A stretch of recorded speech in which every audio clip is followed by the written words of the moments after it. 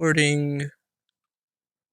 Right. So yeah, we will do this assignment where we're labeling all of the tools and some of the panel, not all the panels, just maybe the default, whatever's on advanced by default. If you click advanced and then reset advanced, let's label all of these panels. Actually, they're already labeled, so maybe no need to label them. Right, I'm not going to make you do this and then put the name next to it when you could just do this and get the name. So, okay, forget the panels. They're already labeled. But I want to make this again kind of like a official document that goes over um introduces you to InDesign, right? So I'm thinking we'll make a 2-page spread.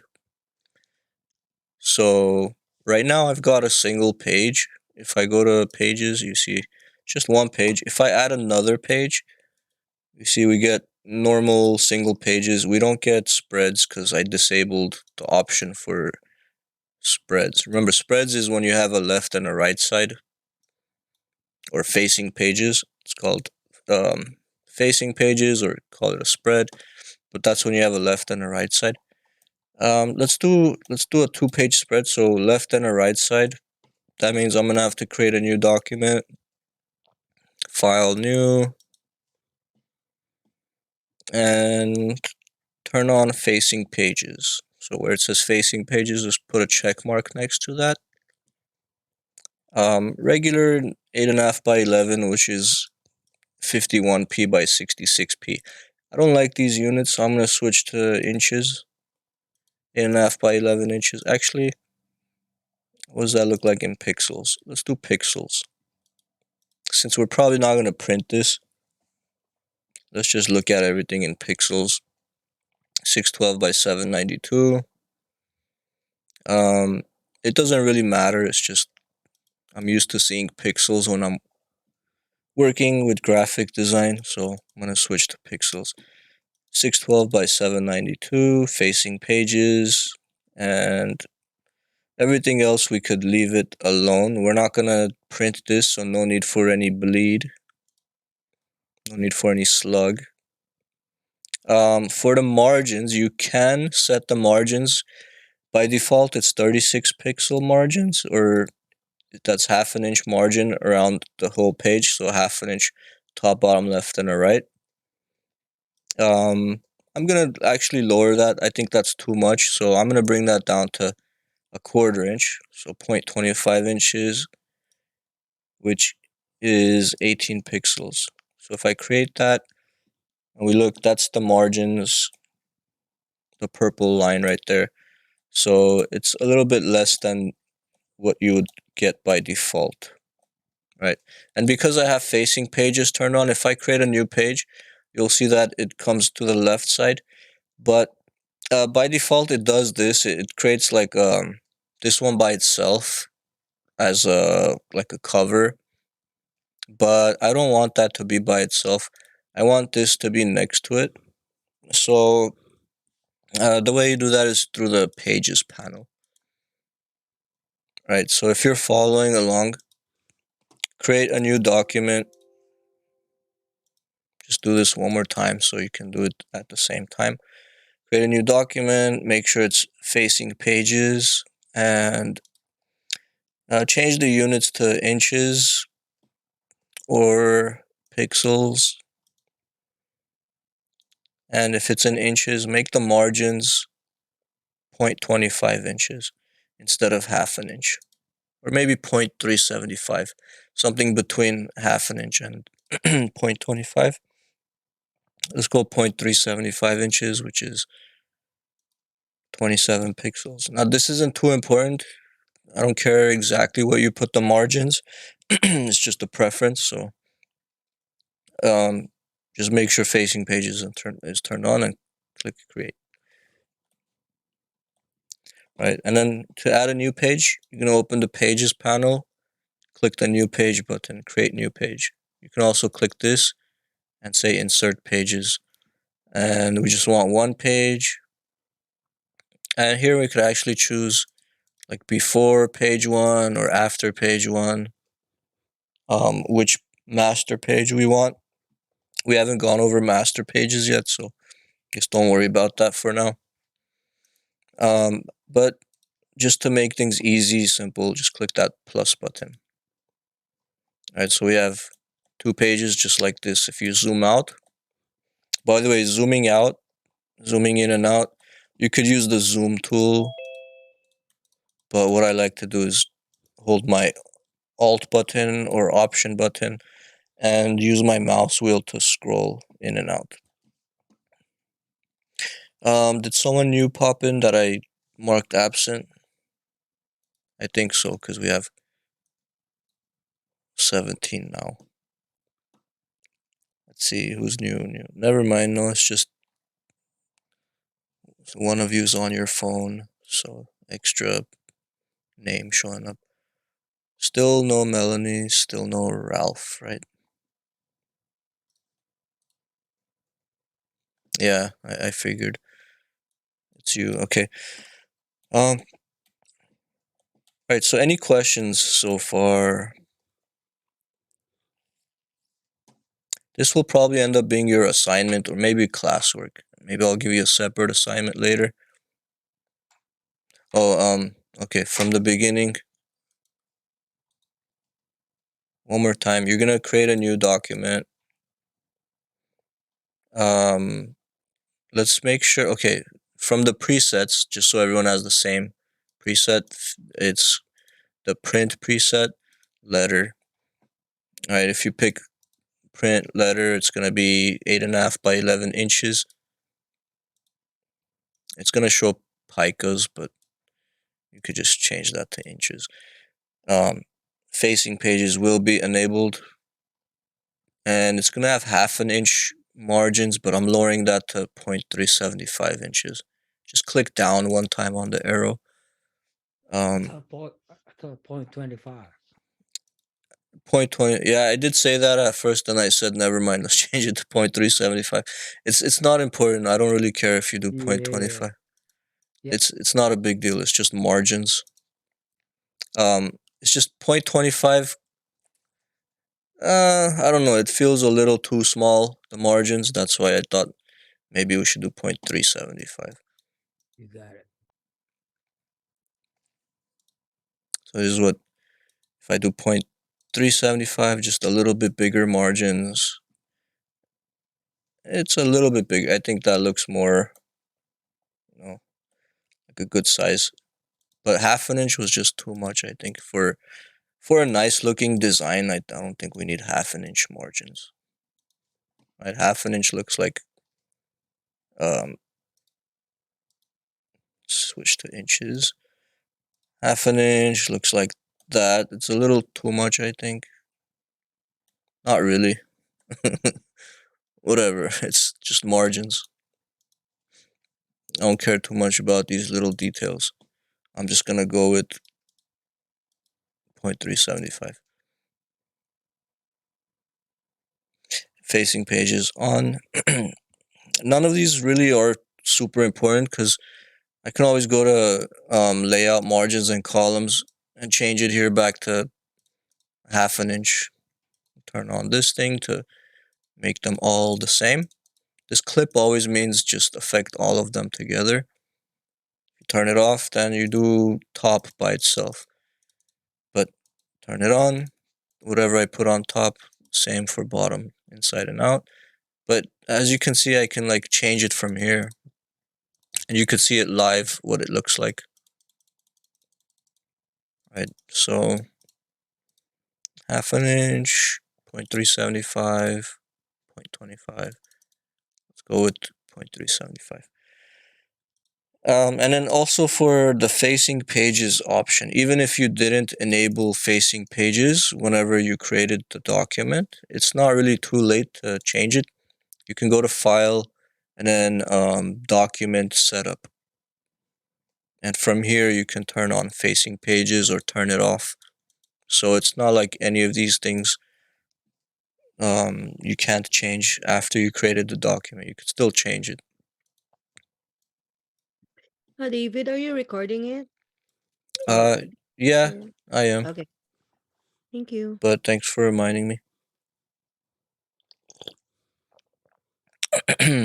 All right, so you could also change the margins from here if you go to Document Setup. Right, so when facing pages is enabled, by default, this is what happens when you create a new page. Create another page, 3 pages, you get something like this. So what you could do is maybe I could do this and then just delete the first page. No, if you do that, then it still goes back to that way. So what you need to do is just create one new page. Then click on the options in Pages, and there's something here called Allow Document Pages to Shuffle. It's checked by default. Uncheck that, and then just in your Pages panel, just take page 2 and drag it next to page 1 until you see it kind of looks like a bracket attached to page 1. When you do that, it attaches the pages together. Now you have a 2-page spread.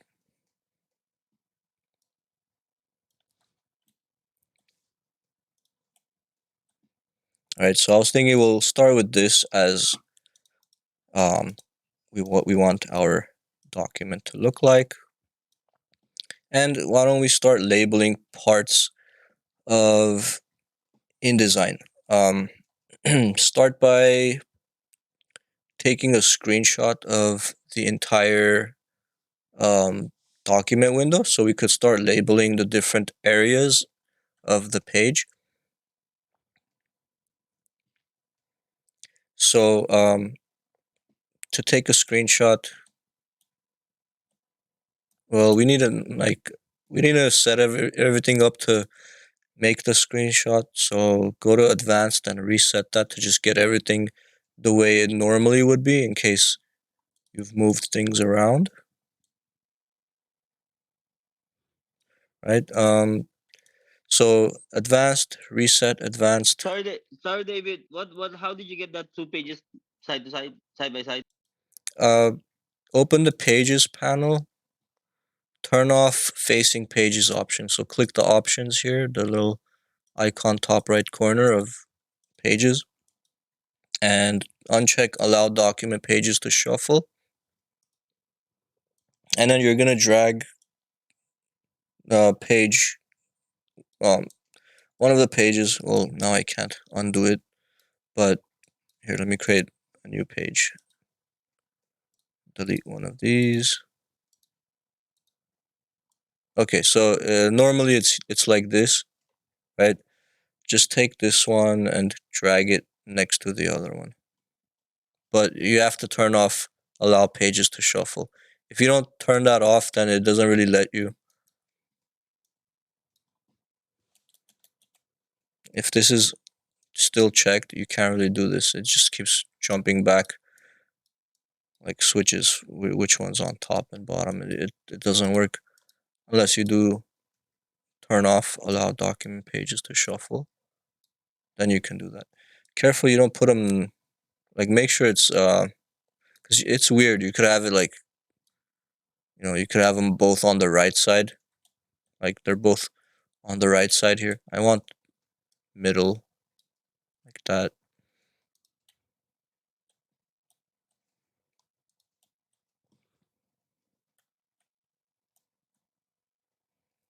Okay, so let's take a screenshot of the entire document window or entire workspace we have here.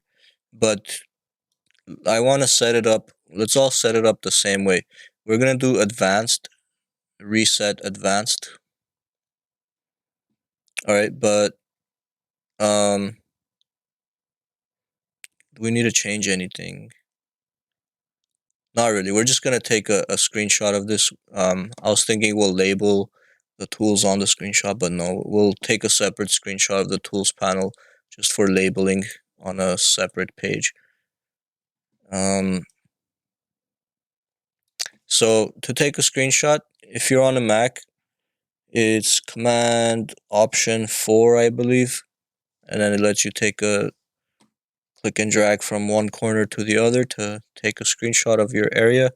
On the Windows, I forgot again. I think one of you told me one time it was the Windows button something 2, I think. Control Windows 2. Shift Window S. Oh, Shift Window S. What is this? I opened the Microsoft Store accidentally. Okay, Shift Window S. Yeah, and that lets you take a screenshot on the Windows. Or you could use the snipping tool in Windows. There's a snipping tool. Just do a search for snipping tool. And then with the snipping tool, you can say new, and then you can either save that or copy it to your clipboard.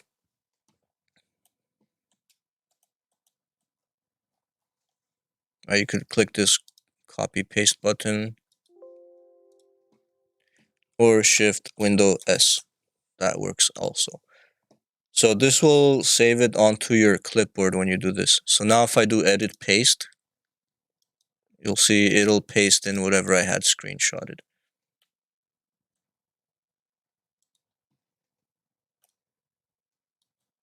Right, and remember we're using InDesign, so whenever I scale things, it doesn't actually scale it unless I hold the control button. But I like to just scale it to whatever size I need. Let's say I want it to fill up the entire page. At least fit it to the margins on both pages like this. And then click the fit content proportionally to fit the whole thing in there. Right? Wait, that's what happened there. That's too small.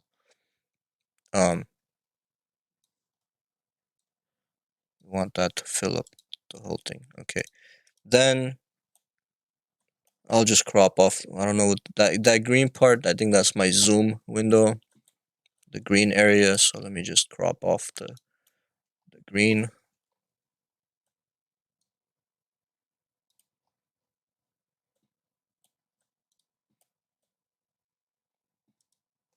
And let's look at this at 100%. If we zoom,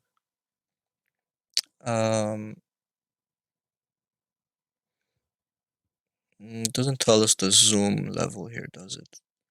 Actual size, I guess, would be 100%. You could also choose from down here, from the status bar. I'm gonna choose 100% just to get an idea of what this would look like full size. Also press W to see what that looks like without the margins and stuff. Oops. So W, this is what it would look like without any of the margins. I'm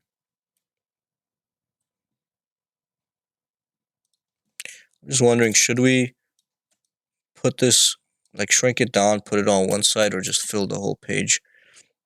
I'll think I'll fill the whole page. And then we can start labeling the different areas. So it's good that it's not taking up the entire page so far, because I want to label this here, for example.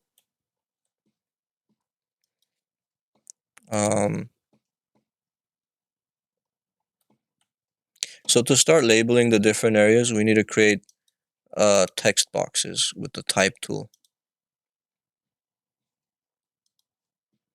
Right, so for example, I'm gonna make a box here and I'm gonna say tools panel.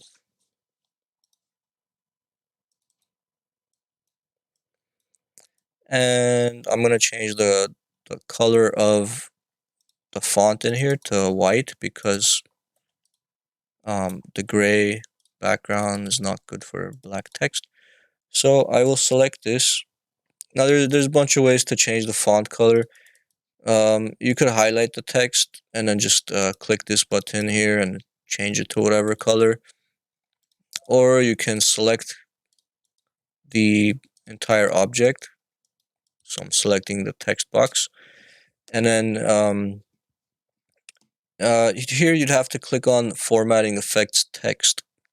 So there's Fill, Stroke, and then Formatting Effects Text. If I just change the fill right now, you're going to see it changes like the background of it. That's not what I want. So I have to click select that and then click on the little T there. It says Formatting Effects Text. Then you can change the text color. So I'll change it to white.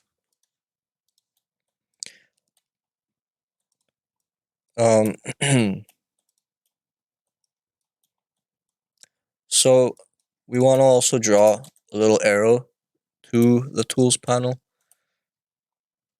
I wish it wasn't so pixelated and small, but anyways, we'll get a better, we'll create another spread maybe on the bottom and label it separately, I think. Or we could maybe take like another screenshot and put it here bigger a bit. I don't know. But it's kind of tiny right now.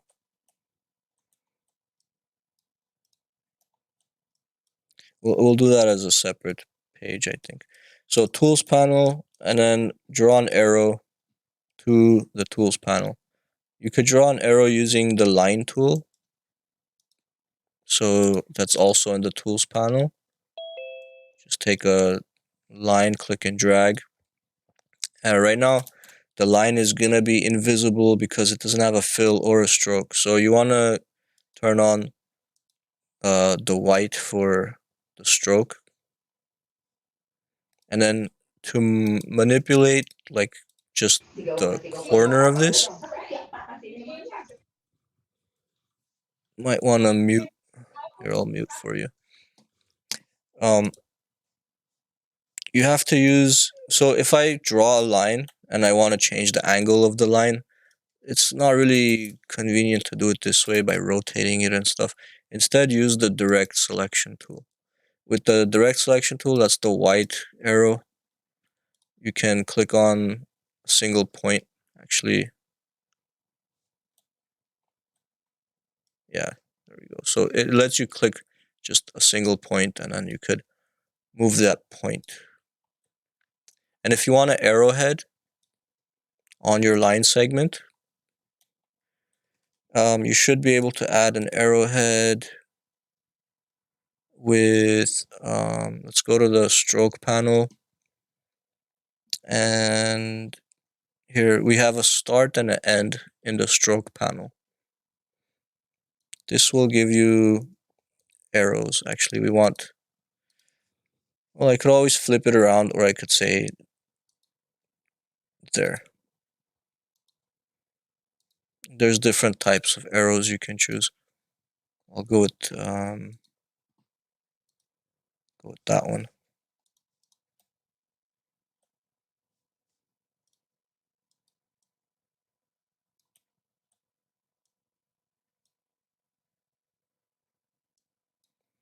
So tools panel.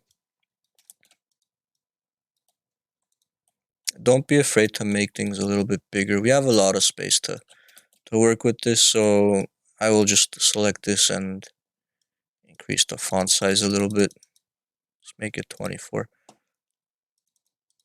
And then I could probably make this line thicker as well. Let's go 5 points instead of 1 point.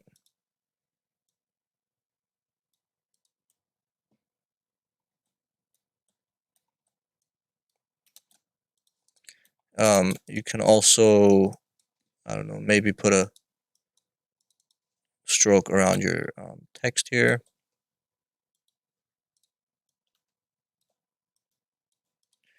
And if you click this button in the control panel, align center, we'll bring that to the middle. We could also do text paragraph alignment to the center as well. If we click on the type tool and go to paragraph options here, center it that way.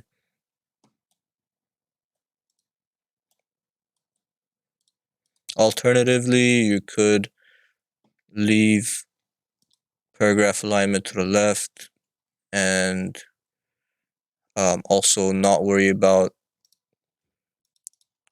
this option that I clicked on where it brings it to the center. You could also just go to Object, Text Frame Options, and just add inset spacing as much as you need. Let's just go 0.0625 and just shrink the page or shrink the box to whatever size it needs to be to fit the whole thing. You could double click the corners. It'll do it automatically for you.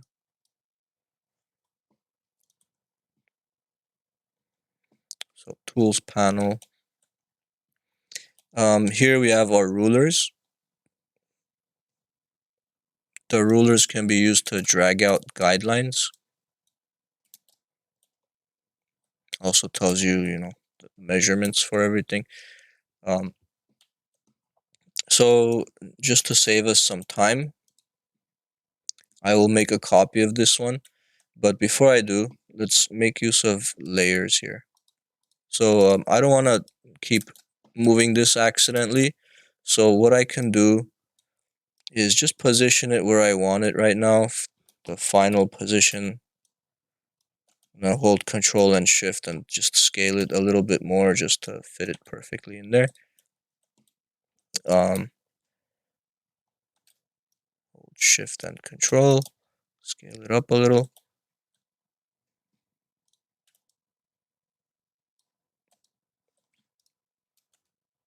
Oops, I'm holding Alt and Control. Control Shift. Yeah, so to lock this, you can say Object Lock, and then that will lock the object. But you can also create a brand new layer and move this to that new layer. Okay, so let's call this background, or I'll call it screenshot because I know it's the screenshot, and I'll put that below layer 1, and then I'll click the lock button to lock that layer. So now you can see that this screenshot is on this screenshot layer and it's locked. I can't touch it anymore. So I can easily grab this because it's on layer 1, it's not on that same layer. And then I can just duplicate it by holding the Alt button or Option on a Mac. Click and drag it to make a copy. Call this vertical ruler. And then double click the corner to have that scale up to fit.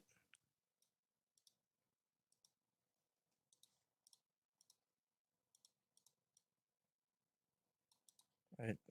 So there you go. We got our rulers, at least the vertical ruler. Then we'll Alt copy this and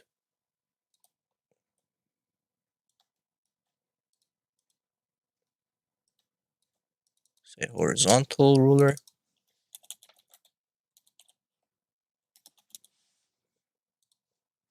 Double click the corner at the bottom to make that fit automatically.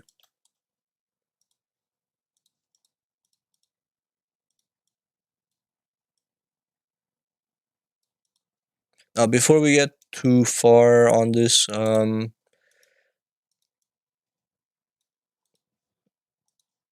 don't know if I should make you guys use object styles and stuff, paragraph styles, object styles.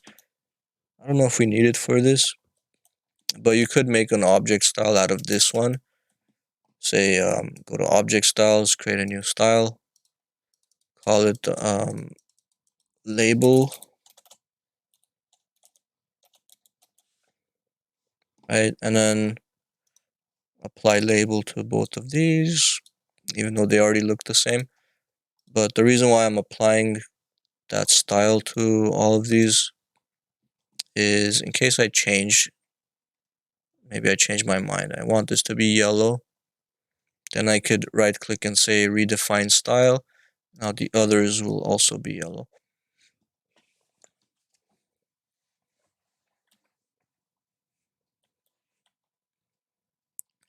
Also, why don't we put background colors on these? Because I'm eventually gonna have something here labeling, like I could have had this here, labeling this top ruler here, but then I wouldn't be able to read anything in there. So why don't we also make these have a background, like a black background, and then redefine the style. Now they all have that. So now if I did decide to put this here, we could still read it because it has the black background.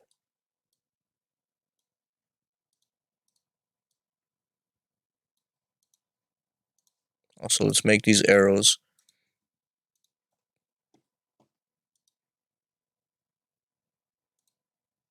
different color as well.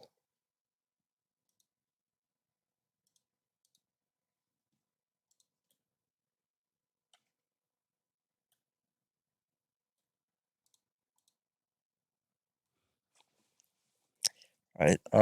So this is your paste board.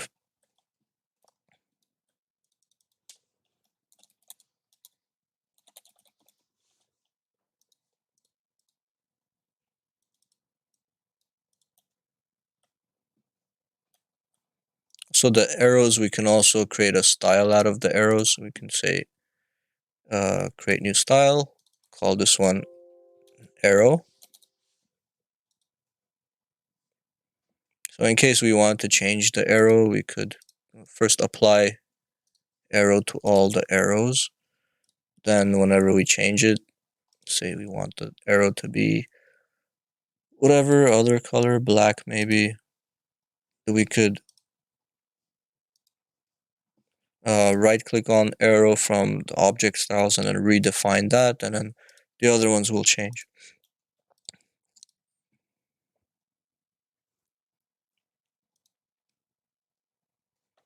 Right, but so far I'll probably just leave this. Let's just go with what we think looks nice right now. I'm gonna go with a black box, white background, and for the text, black. Redefine that. Now it didn't pick up the looks like it didn't pick up the text and the background color.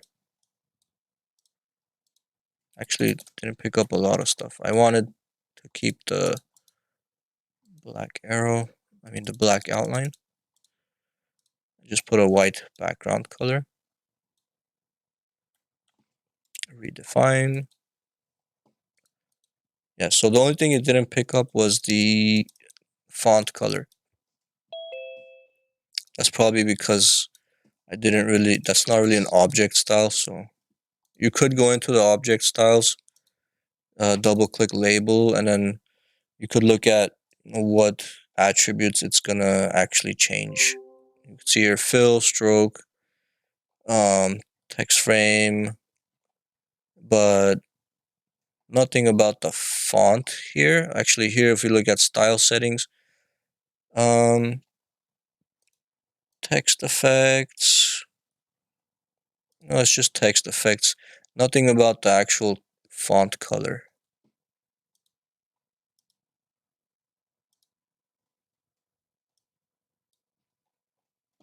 So we know that that would have to be a paragraph style probably. We could take this, create a paragraph or character style out of it. Let's just say paragraph style. I'll call it label. We want that to be black and maybe change the font too. Let's say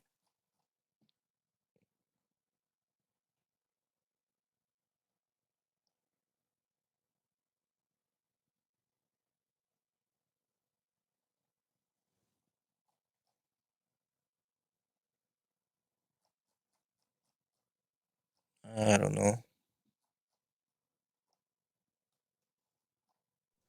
Arial. Okay, I'll go with Century Gothic. Century Gothic bold. So now I'll redefine the style. Now let's scale that up. You need to drag sometimes, like whenever I double click the corner, sometimes it shrinks it to like this or something. So make it bigger first and then double click it.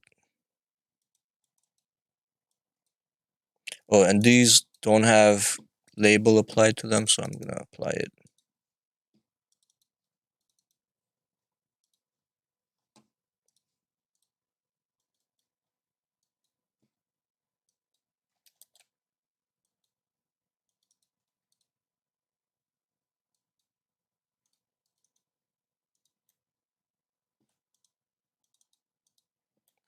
Anyways, I think that looks fine. I always end up going with simple black and white because matching colors is just extra work.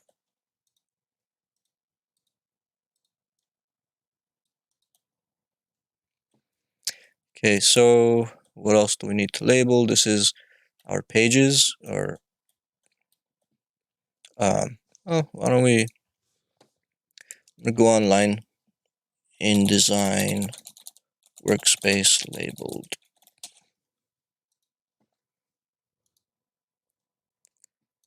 We go. What am I looking at?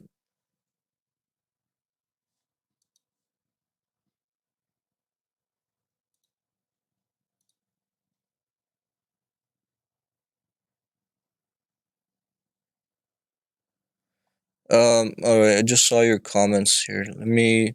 Okay, to make it side by side, you need to disable allow document pages to shuffle in your pages panel. So uncheck allow document pages to shuffle. Then just drag your page. So it's gonna be one here. Just drag this one, stick it up there. After I move it, yeah. So it's like this at first, or something kind of like this. Just drag this and stick it there. But make sure you turned off allow document pages to shuffle. We're not labeling the toolbox right now. We're just labeling the entire workspace. And here's an image that has all of these labeled already.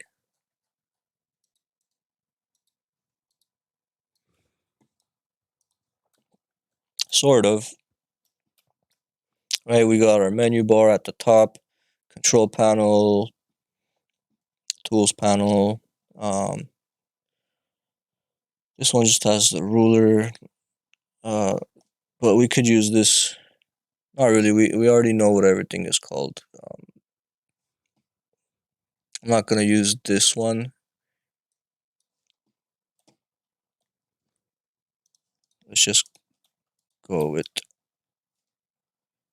Let's see. At the very top here is our menu bar.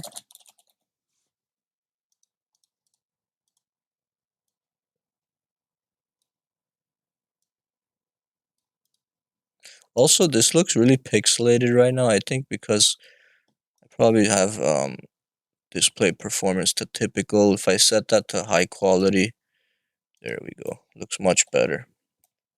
So go to view, display performance, high quality. The reason why it's on typical is just it makes InDesign work faster in case you have a slow computer, but if your computer's fast enough, just leave it on high quality.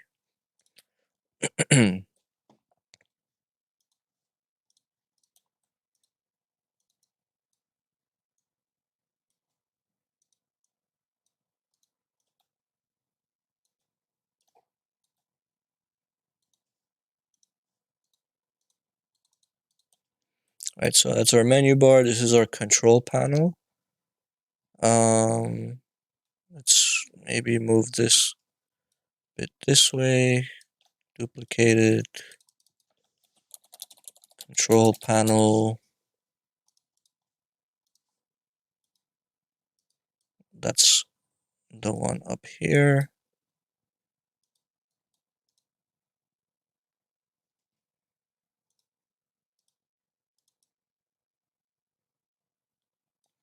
Just point it like that.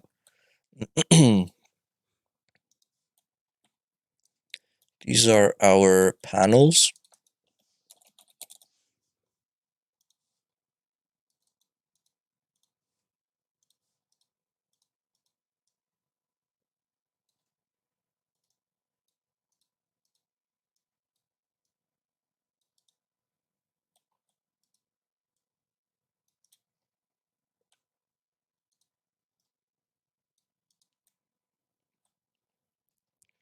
Let's call down here, duplicate one of these. Let's call this the status bar.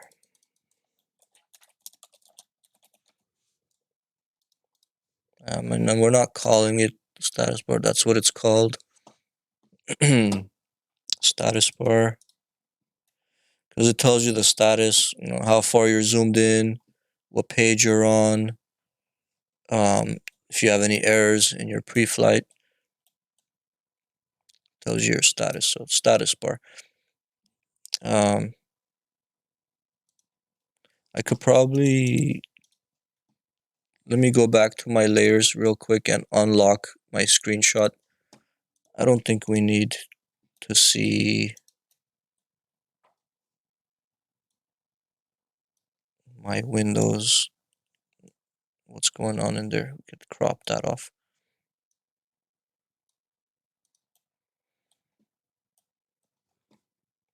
And lock that again.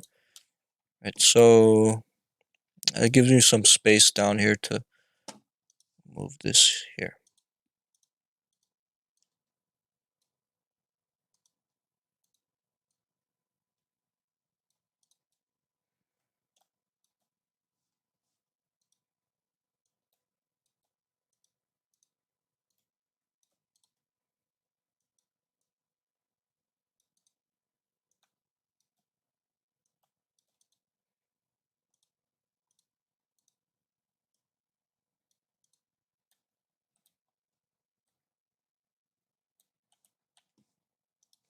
And maybe since we have so much space at the top, I could probably bring the whole thing down a little bit just to give it a nice title at the top. Of course, I have to unlock the screenshot again. I'm going to bring the whole thing down to here. So I guess maybe then I won't put this on the bottom. I'll keep it up here.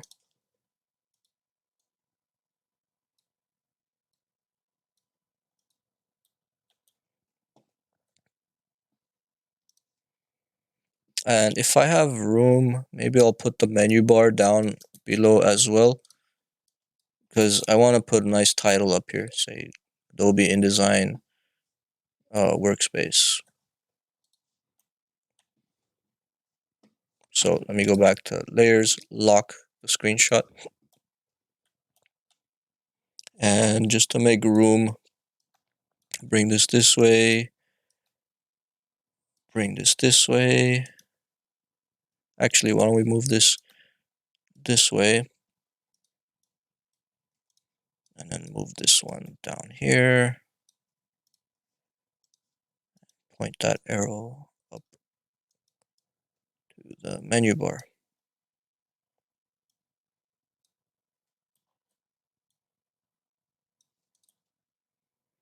Right, so that leaves us with nice room up here. And up there we could type in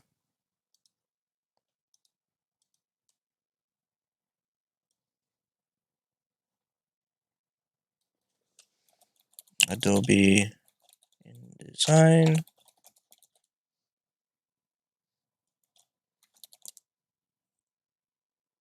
workspace. Make that bigger.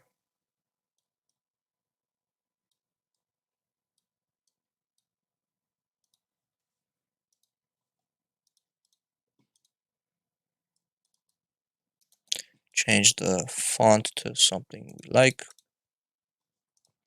So if you want to just scroll through fonts, see which one you like, just select your text box and then open up,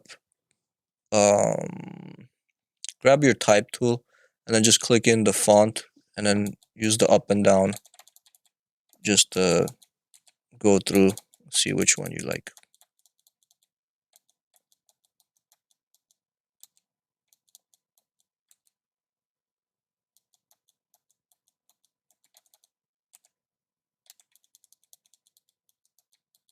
Alright, I've downloaded a bunch of crazy fonts, so I could scroll through here forever. What is this? This looks cool.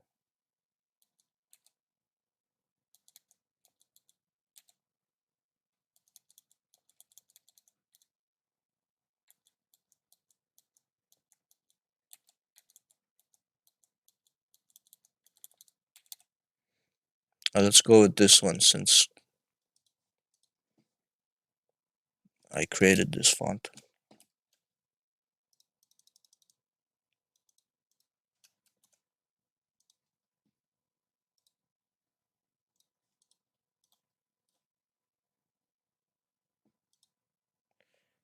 Okay, W to get a nice preview.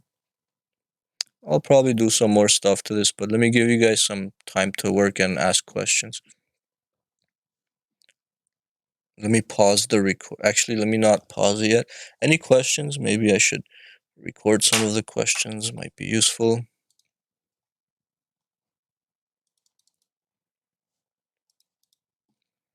Just do this for now, and then I don't know if we'll still do the labeling the tools panel. Maybe just replace that with this.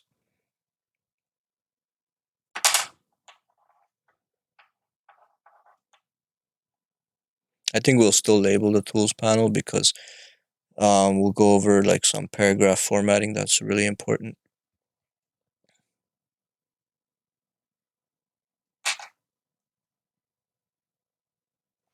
Actually, if we could fit it here, let's try to do that. If we could fit this being labeled on both sides, it's gonna be a little too cramped, I think. View, zoom, actual size. I think we could fit it in here, just place it here maybe.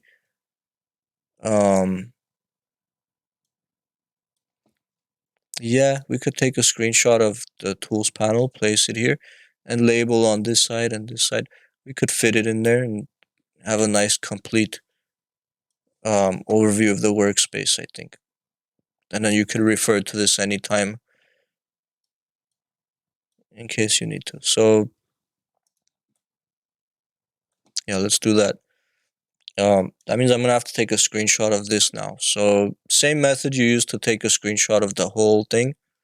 You could just take a screenshot of this. So a snipping tool or one of those shortcuts on a Mac, Command Option 4, Windows, Control Shift S. Wait, no, it wasn't. It was Control Windows S, right? Or Shift Windows S. I always forget. Shift Windows S. Okay. Take a screenshot of that. Just the tools panel. Then you could put it back where it belongs. And then do a paste. There you go. There's the picture of the tools panel. Just drop that in somewhere. Put a nice background behind it. Maybe let's take a rectangle and get rid of the. Actually, we maybe leave the black stroke on there.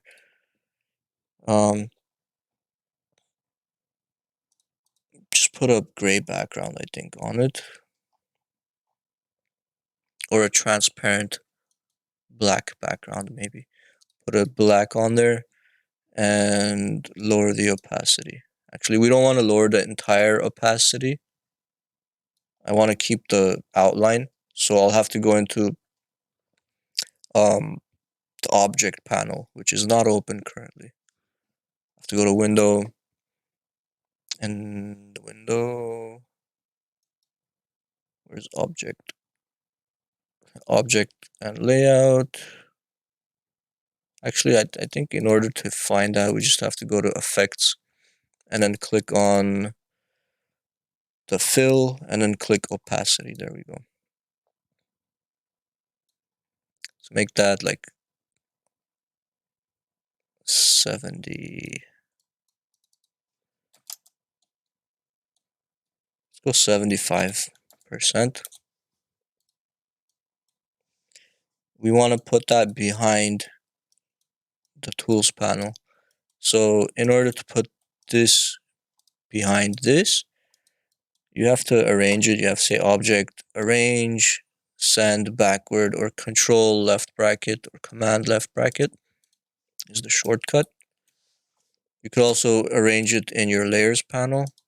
They're both on layer 1, so you have to kind of figure out where is this one, where is this one.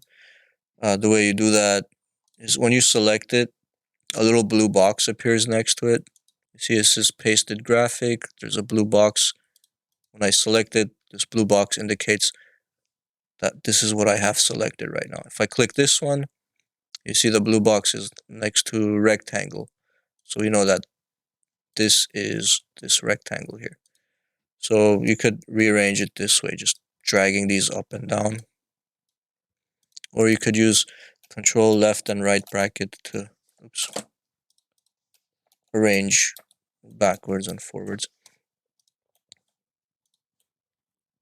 And I'll put that behind this. I will crop off any of this white area that I have.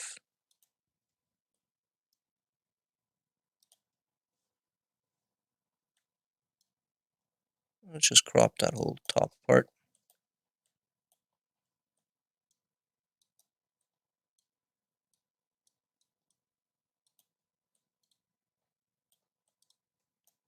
Right, and then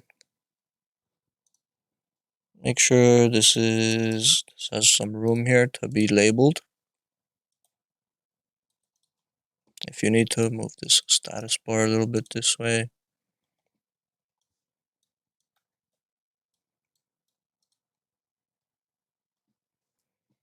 And then you can start labeling these, but I'll save that for maybe after the break. We'll start labeling these. For now, I want everyone to at least catch up with this part. And let me know if you have questions.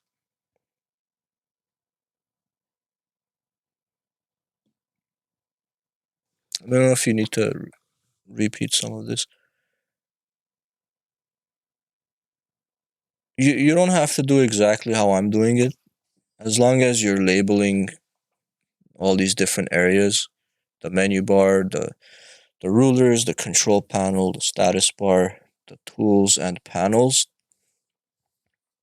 But we will label all the tools in the tools panel together.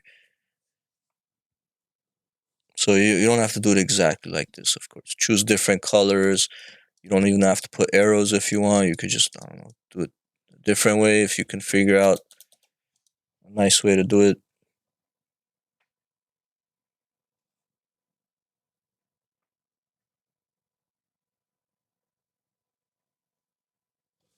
So I'll pause the recording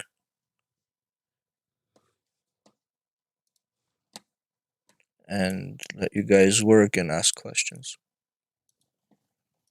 Okay, so far I've created, copy pasted the entire InDesign application in here, so we could label the workspace. I've created a 2-page spread. So if I'm in preview mode right now, but we can still see like the center of the page, this line right here. So a lot of times you have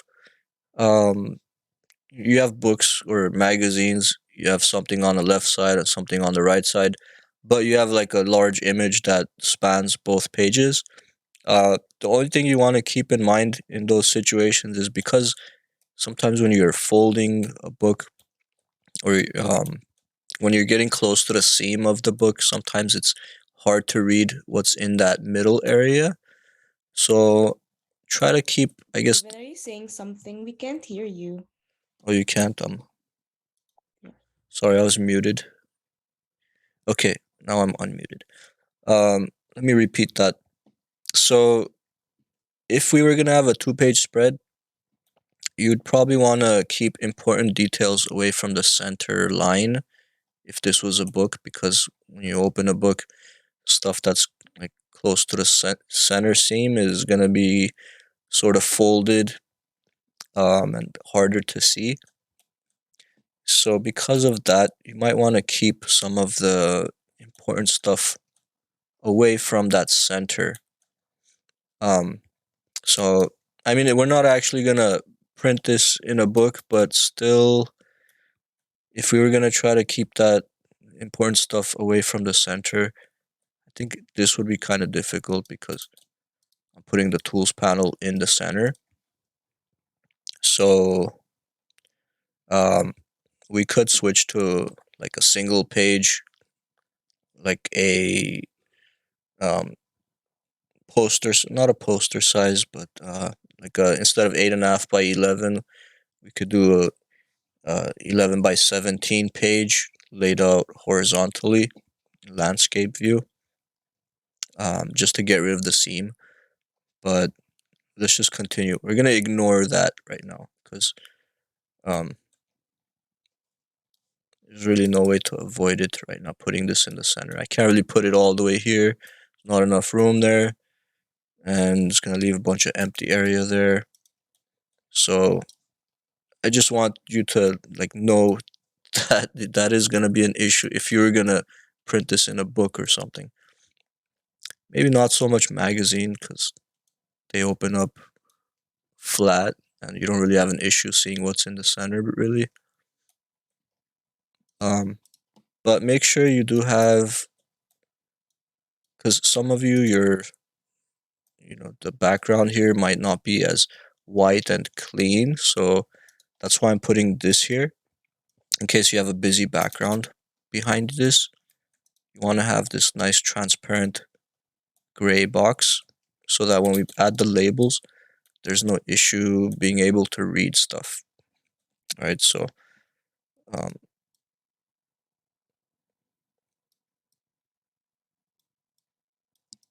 also I might want to show the tools panel here.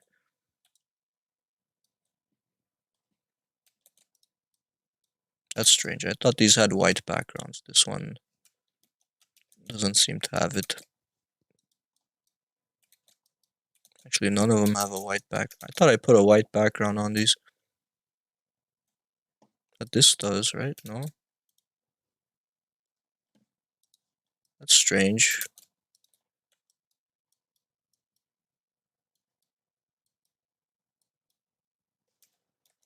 Oh, okay. That's weird. It does have a white background. It's just, I don't know. That's weird. I'm arranging. When I send it to the back, I could still see the text, but I can't see the background. I bring it to the front, and I can see the background. I don't know why it's like that. It doesn't make any sense. Because you have the whole object either behind or in front. Oh, no, I see. Because this is transparent, I guess. But even still, let's say this wasn't transparent. Let's go to effects, fill.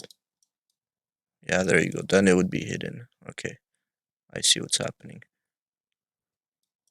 I was just confusing. Okay, bring that to the front.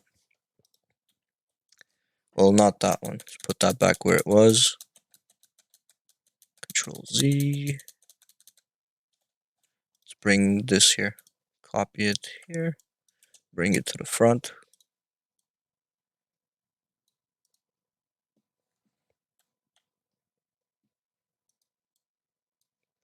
All right, so now we want to start labeling these. So we're gonna need, there's a couple ways you could do this, but the right way would be to make one big text box to start labeling all the tools. You don't want to do like a single text box and label like selection tool. Say you're doing it this way, it would not be a good idea, just because you're gonna have a bunch of separate objects to worry about, like all these different labels. So it's gonna be messy, right? You're gonna have too many objects on the page. So it's better to just make one text box and then start labeling everything this way. Selection tool. If you want to know what the tool name is, you could just hover over it. And you could also see the shortcut for the tool. So for the selection tool, the shortcut is V or escape. I'll just put V. I'll put escape too. Why not? If it fits, I'll put it.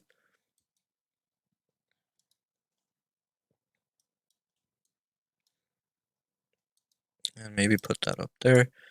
So if you want to, again, you're changing the font color, you could either highlight the text and change it like that. Or if you have just the box selected, when you click this button, you have to switch from formatting effects container to formatting effects text. Or click on that T. You could also click on the T over here. Then whenever you click the T, click paper, it'll affect the text, not the background.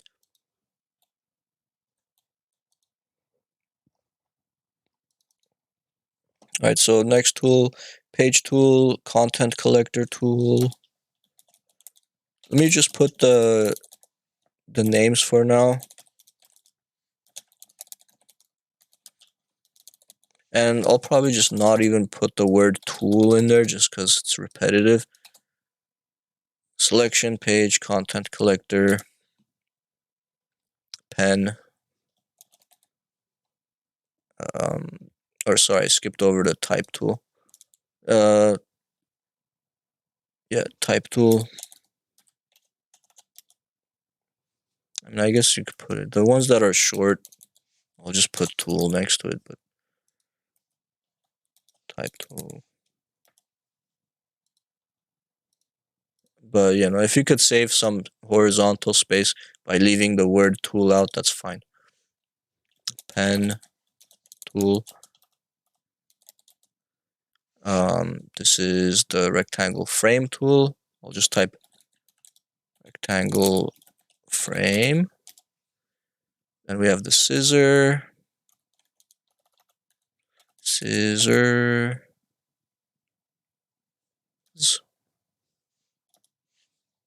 We have a gradient tool or gradient swatch. Specify that it's gradient swatch tool because there's also a gradient feather tool. So gradient swatch, gradient feather. I'll be the other one on the other side. Note tool. And notice I'm not worried about like whether it's lining up with this right now. I'm just typing them in. I'll line them up after. So hand tool.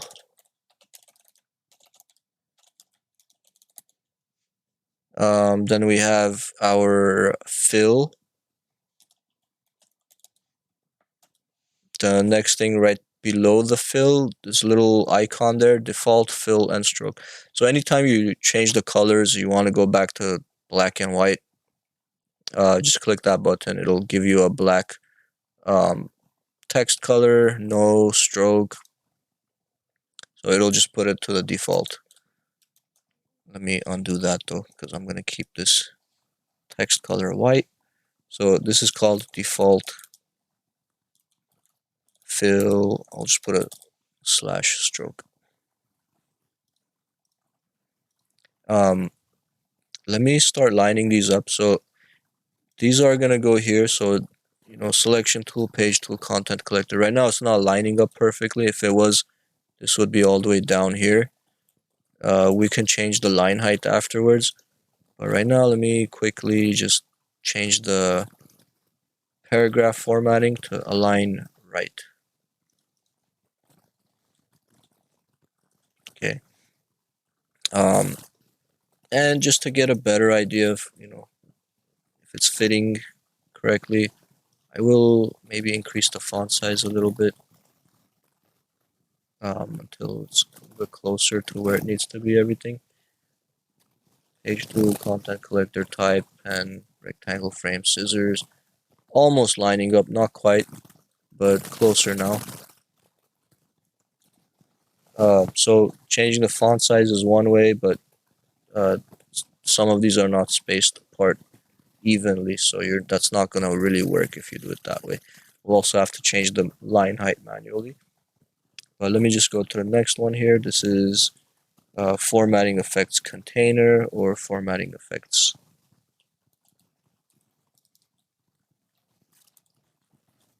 Effects. This is kind of long one. I'll just put formatting effects.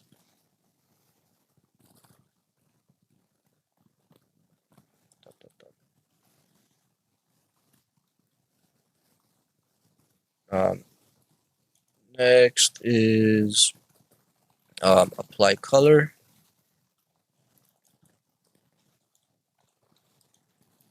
We'll say apply color or gradient. Or none. Apply color gradient.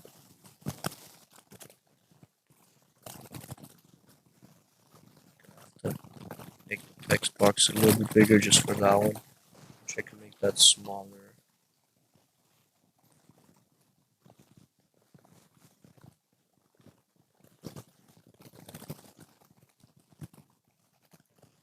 Color.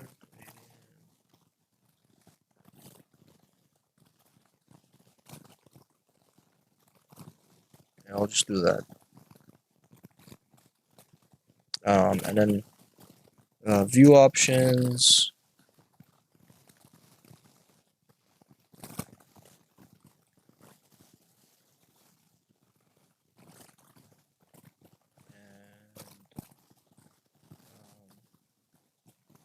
Screen mode.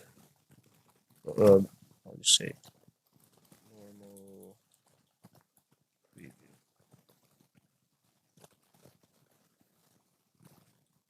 Cool. So everything on the left side is labeled except for the shortcuts. I didn't include those right now. And then I'll just copy that over. And this one, instead of aligned to the right, go to my type tool and click paragraph. Let's do left align.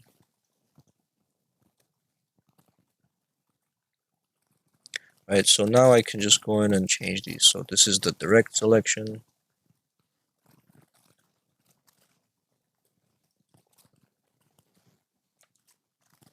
Direct selection, which has a different shortcut, A.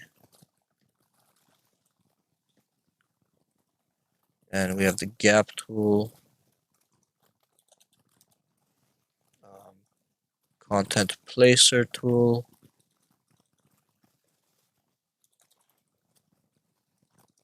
there's our line segment tool,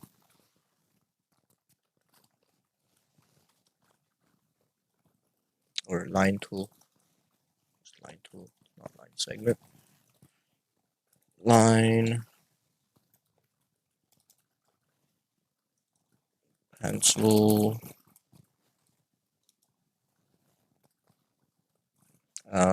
rectangle,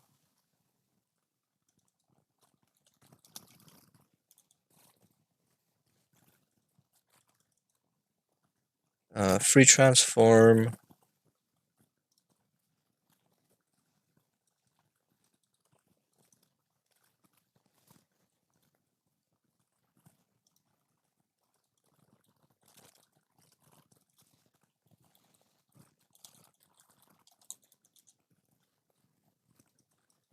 gradient, feather, eyedropper, zoom,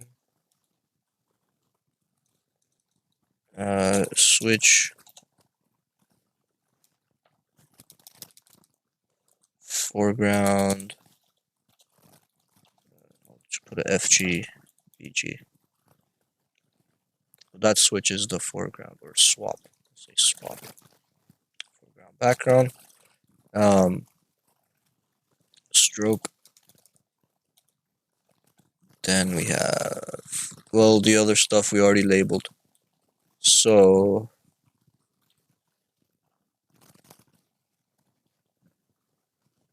yeah, we already have all the other stuff labeled. If anything, maybe move something from this side to that side.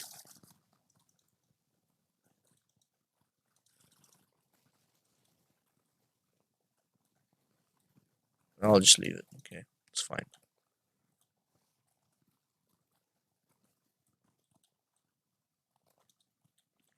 Alright, so everything's labeled except for the shortcuts, but I could put those in later.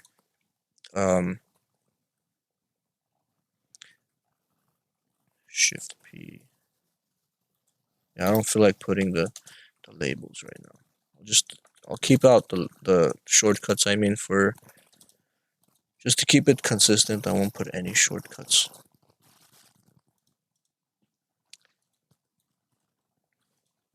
Right, and I want to line these up exactly. So this one and this one, we want them to be lined up on the top. There is alignment tools. If you select two objects in the control panel, you'll see all these buttons here. There's left align, edges. So this is different than text align. This is aligning actual objects. I'm gonna align to the top edges, so they're both lined up at the top. And then next I'll probably decide on a font before I start messing.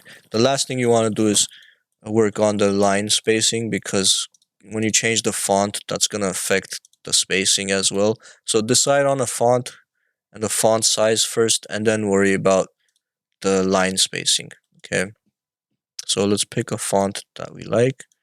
Go to my type tool and click the character option here, and just press up and down until I find something that looks good for this. Probably just go with Century Gothic, since that's what I'm using for the other labels. Century Gothic bold, maybe regular.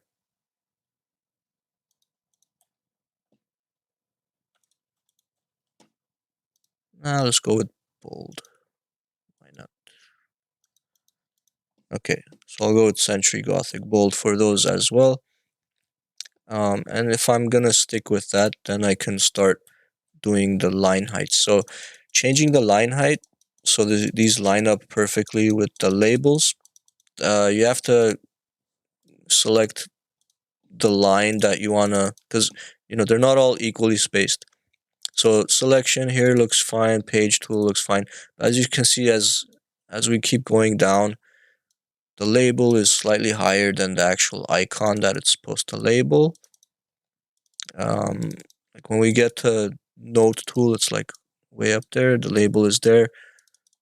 And if you want to line up perfectly, then select the text, go to your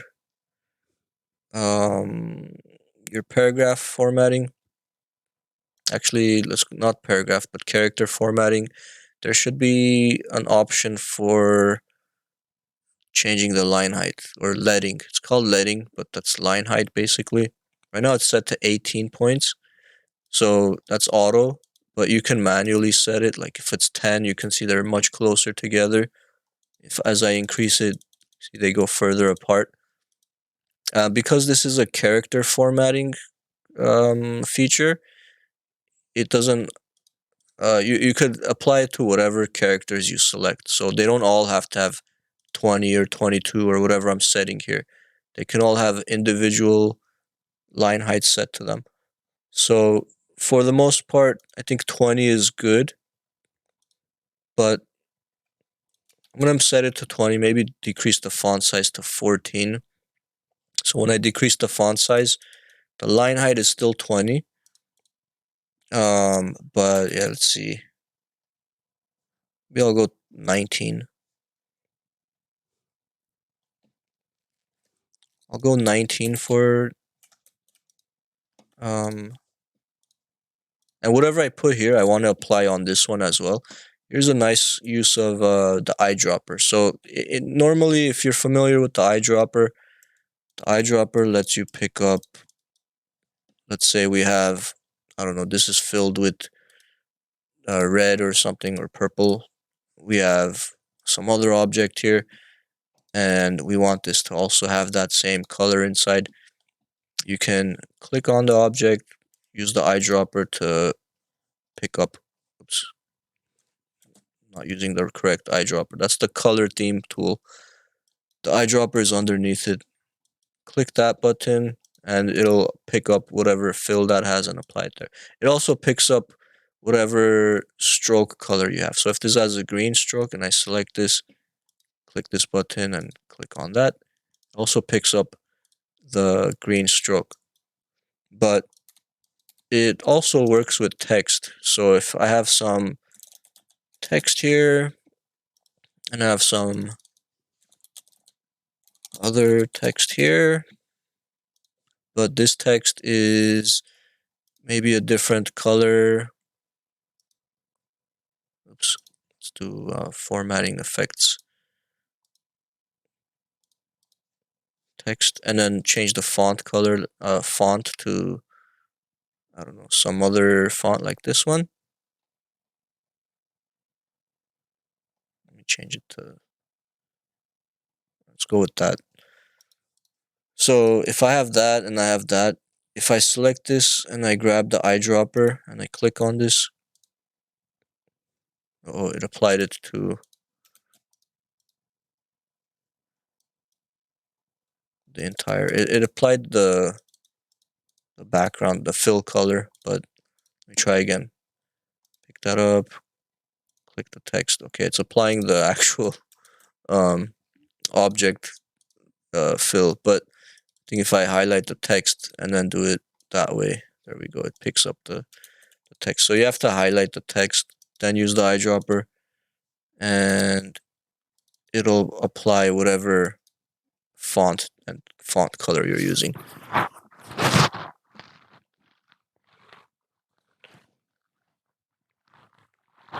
Okay, so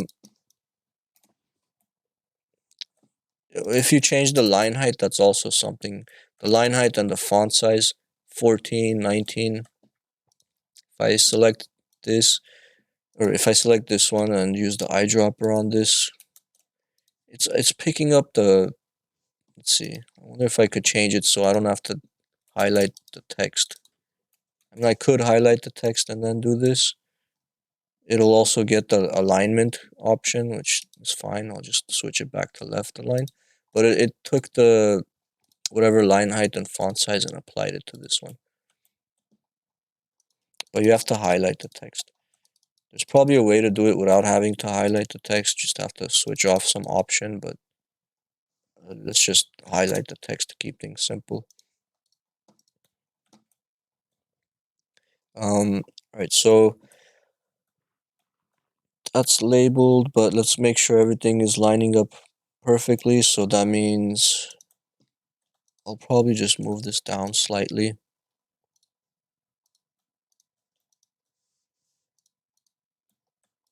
And I might need to lock this because every time I try to click this, I'm selecting this instead. So I will right click on and lock this for a second. So I don't have to worry about that all the time. So I'm gonna line these up, just bring them slightly down until, you know, these two look good. Then I'll go through and then wherever I see that the label is kind of straying away from the icon, like for example here, we need this to move down a little bit because it's supposed to label this here. So I'll just highlight that text and go to my line height and increase it. Right, here is fine, here is fine. The rest of these are good. I didn't really need to change much. I have some empty lines down here. I'm just gonna delete so I can resize that. This one looks fine. Okay, we don't have to change anything there. So just the default fill stroke, highlighted, increase the line height if you need to.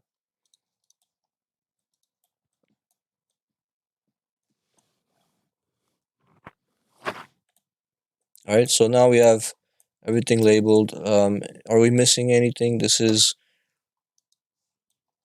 our actual. Well, why are we creating a new box? Why don't we copy one of these? This is our page or document. Call it document.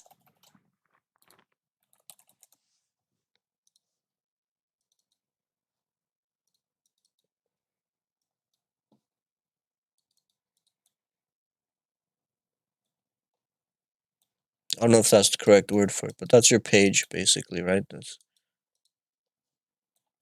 page 1, page 2. What else do we need to label? I think that's about it.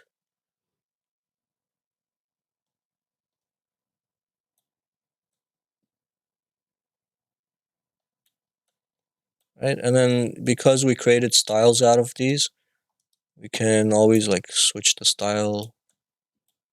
Say I want this to be thicker.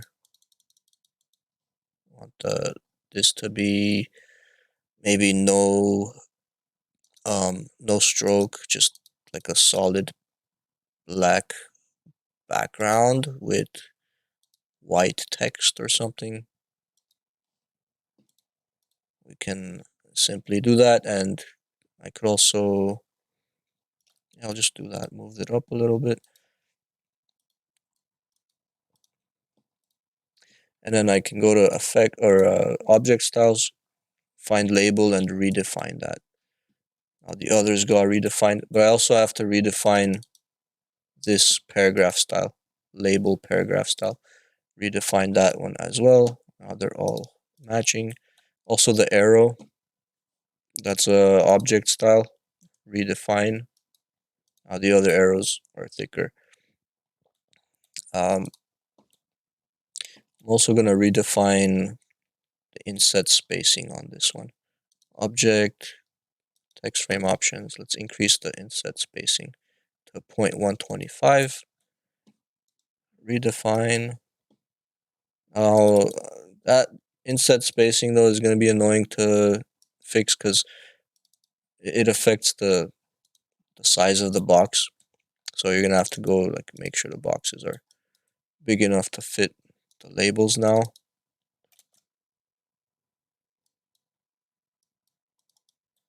So just slightly increase the size if you need to. Double click the corner to make it fit nicely.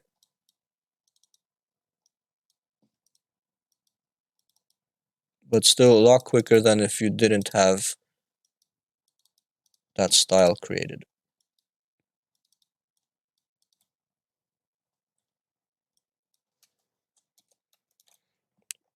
And don't forget, if you have like a arrow in front of the text, just rearrange it. So Command or Control right bracket to rearrange it, or try to do it from the layers panel, but that's probably going to take longer. Like trying to select it, find where that blue box is, and then drag it above the other one. It's just easier if you know the shortcut. Object, arrange, bring to front, bring forward, send backwards, send to back. The difference between bring to front and bring forward is bring to front will bring it all the way to the front. So it'll be on top of everything. Bring forward just brings it one step forward.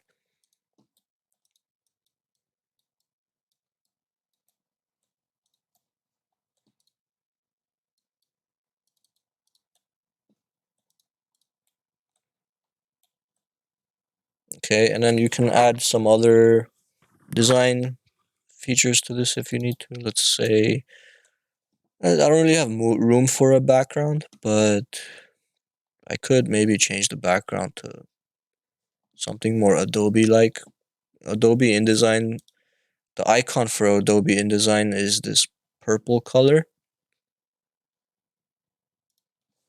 I can go to Google and just type InDesign.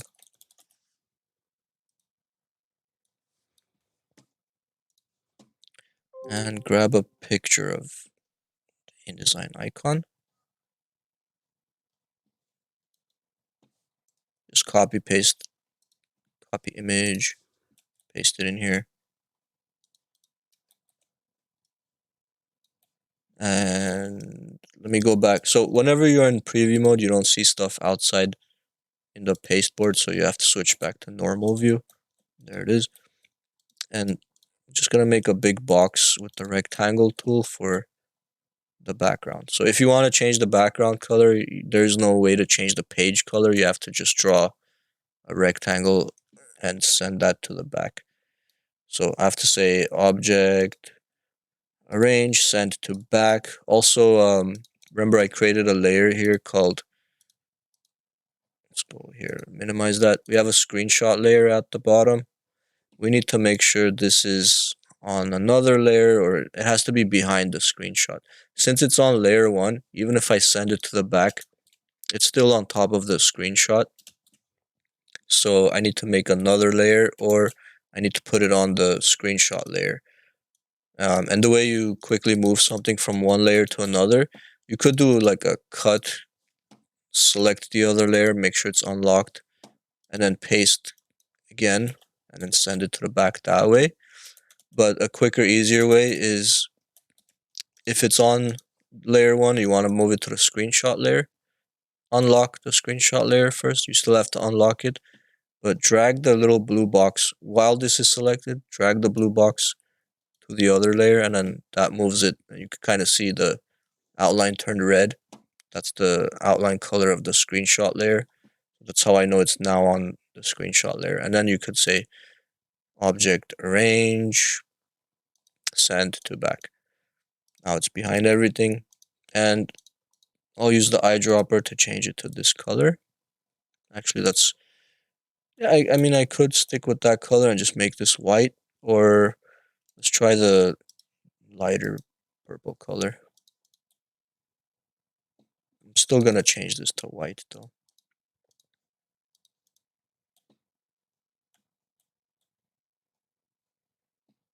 Or maybe let's do this. Let's stick with the whole theme, which is the darker purple with the light purple. There we go. That looks nicer. It's not. I'm not using Adobe's font, but it's just a simple sans serif font. If you wanted to like match that exactly. Actually, what font do they use? I don't know. It's just, let's just go with the regular sans serif, something like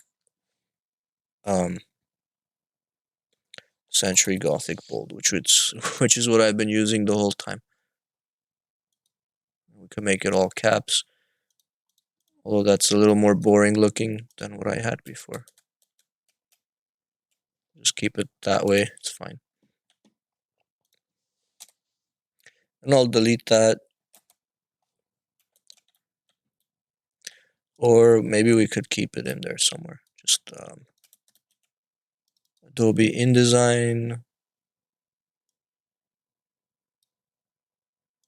on one side.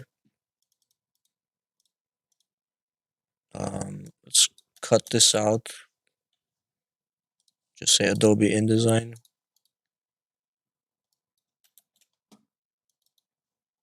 Put it here, make it a little bit smaller.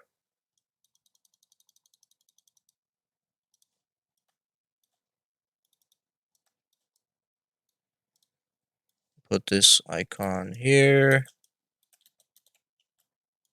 I'll resize with this button here. Just make it smaller.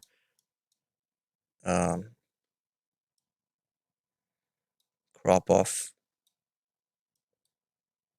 Actually, that looks terrible. I don't think that's it. Just for the ID, and then bring back what's this? Workspace.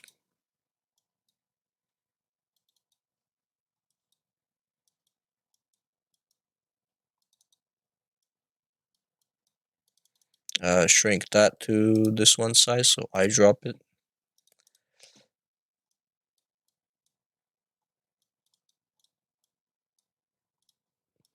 Preview mode, line these up.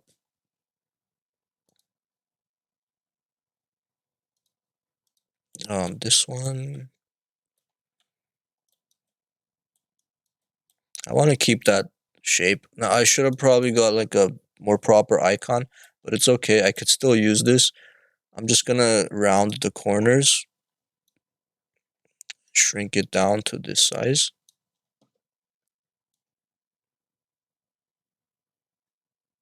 All right, let me move it to the pasteboard so we could kind of see better what's going on with this.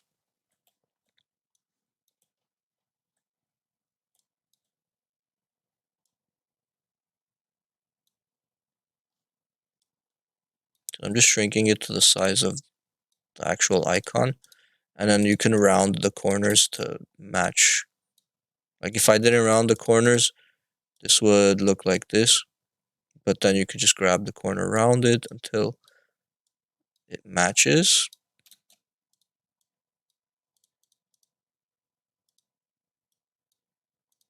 Like that. Then it looks like a regular Adobe icon. Place that here. Because the background is the same color as this, it's not gonna show. But that's why I'll probably add like a little drop shadow or something. Drop shadow, but make it very subtle. Decrease the distance and decrease the opacity. Let's make it like 50%. And I think that looks cool.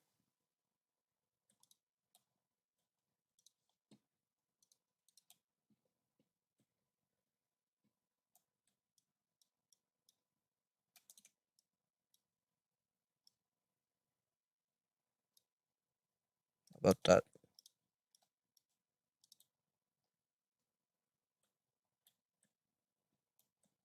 Then we don't have to put these separated.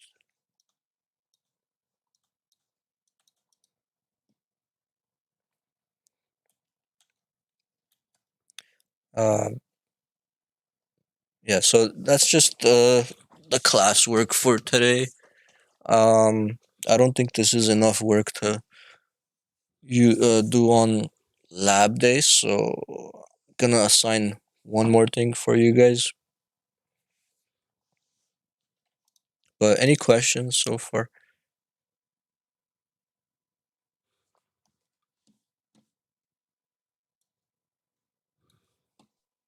When is this due? Tomorrow, also tomorrow.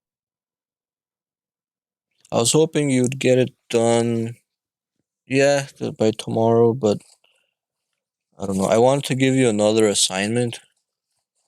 Who wants another assignment? Raise your hand. Or should we just make it this? This is all you'll work on tomorrow. Good question.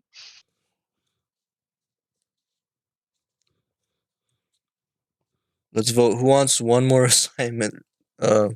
Raise your hand. You could use the reaction. Or let's do this. Who doesn't want one more assignment? Raise your hand if you don't want another assignment. There's a little here. Let me show you. Where is it? The reactions.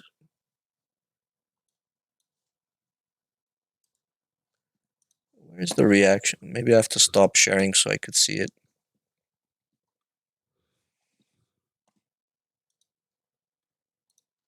I'm gonna pause the Just thumbs recording. up or thumbs down.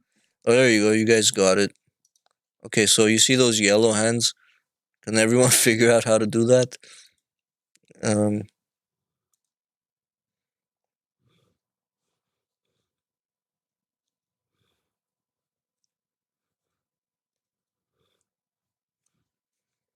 So raised hand means you don't want this is good enough for tomorrow. I'm still seeing a lot of non-raised hands. That means most people want another assignment. Either that or okay, got some more.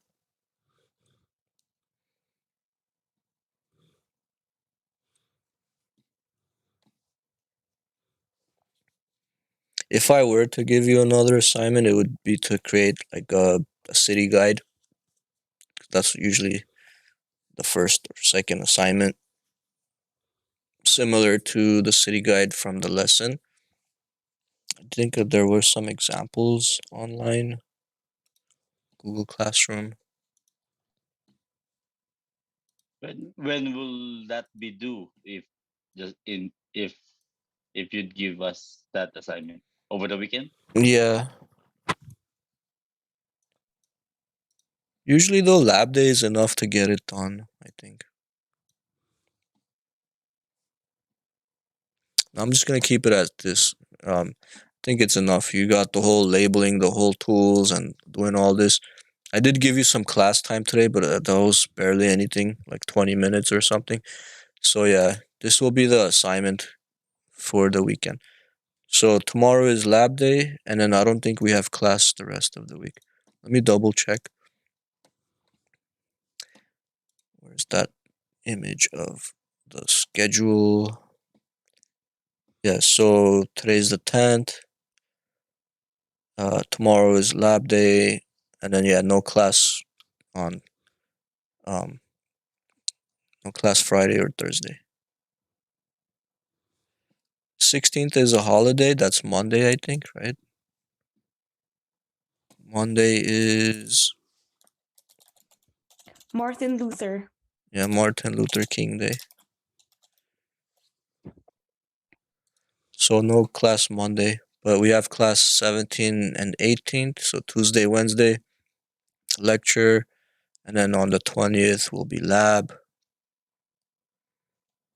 and then the 23rd, which is the next Monday. Wait, is the 20th is Friday, huh? 17, 18, 19. Oh, there's no class on the 19th? That's weird. So we have class on 17th and 18th, which is Tuesday and Wednesday. No class on Thursday, it looks like, but we do have class on Friday. Really weird schedule. Make sure you guys are following the schedule. It's kind of, you can't really memorize it because it's not a regular schedule. So just make sure you're paying attention to that.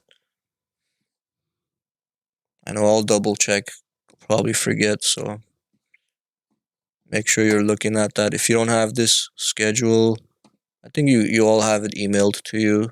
But if you don't, maybe take a screenshot real quick.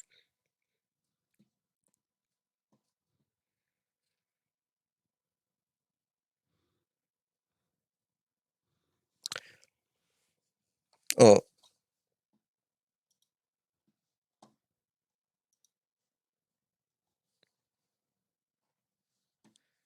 um, I see Melanie, you finally figured out how to join us. Okay, that's good.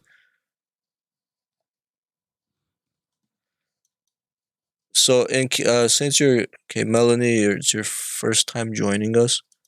Just so you know, we have two assignments so far. Well, the second one I haven't officially assigned, but it's what I just did here. This is assignment 2. Assignment 1 is just to create a basic one-page layout in InDesign.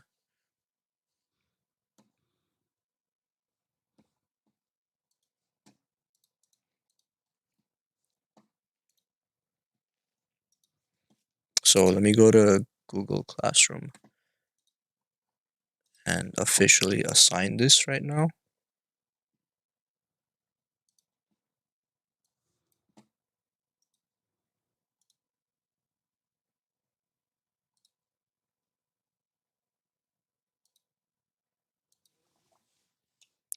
Assignment 2.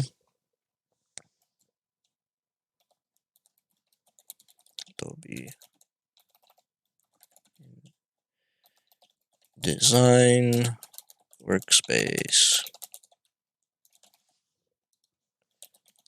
Label the different areas of Adobe InDesign application, including all of the tools in the tools panel. See example.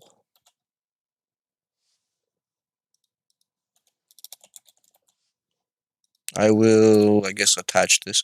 Let me save it first. Make sure you're using, so things to keep in mind, I guess. Let me go back there. Use styles, paragraph, styles, object styles, character,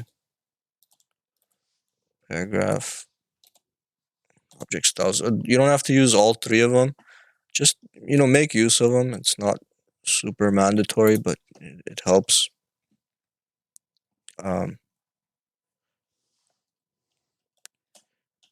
Make it a 2-page spread. Remember to turn off allow. What is it called again? When you click the options here, it's allow document pages to shuffle. Disable that.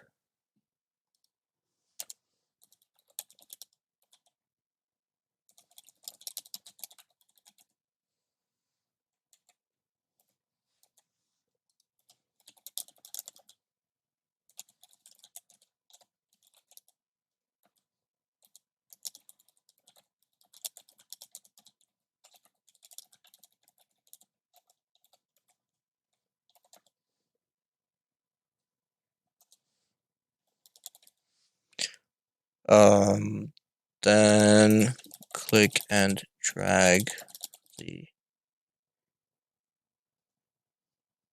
pages to be side by side.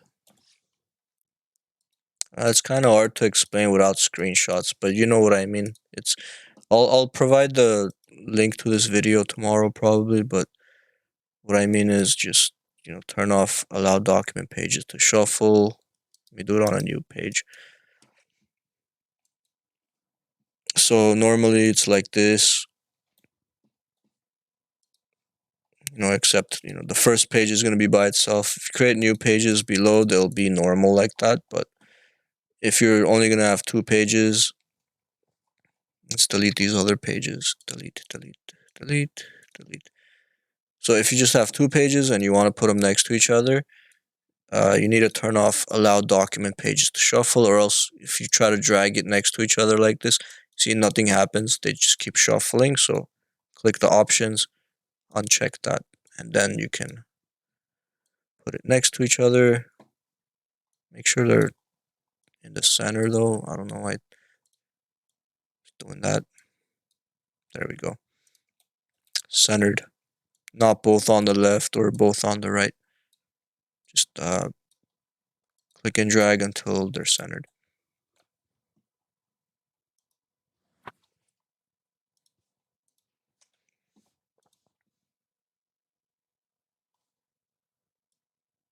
So yeah, let me save this. I'll save it as, let's see, is this embedded? I think it is. Links. There's no links. So yeah, I could just save it as an InDesign file. Assignment 2, or just call it Adobe Workspace.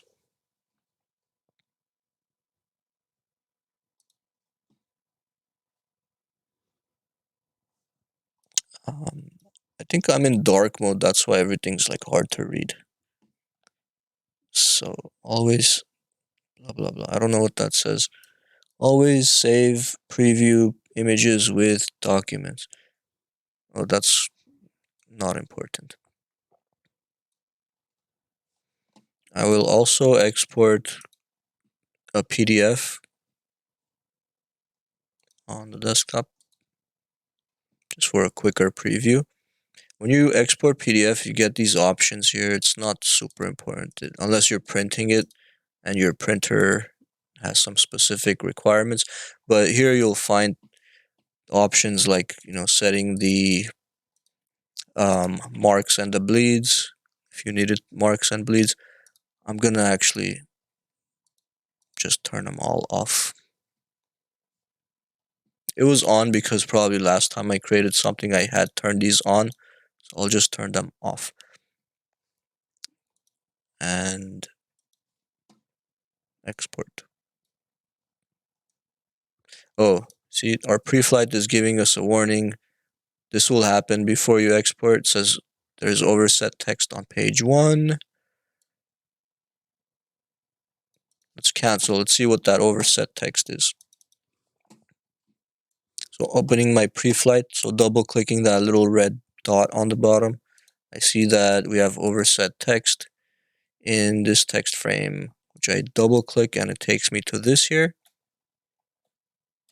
I think it's just an empty line. Oh no. See, that was all missing, so good thing I caught that. So now there's no errors. Now we can save it and export it, PDF. Turn off any marks and bleeds. Although it's not a big deal if you keep them on. Export that.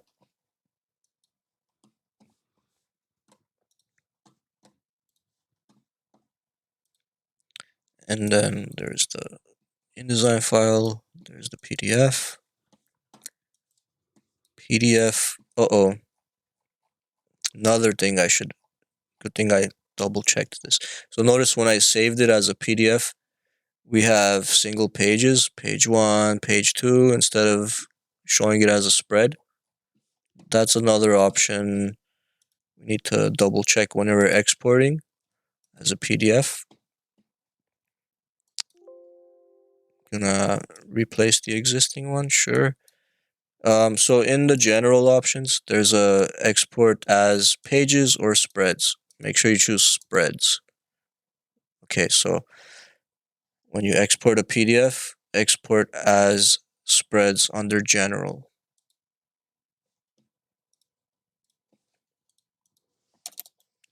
When exporting a PDF, choose export as spreads under general options.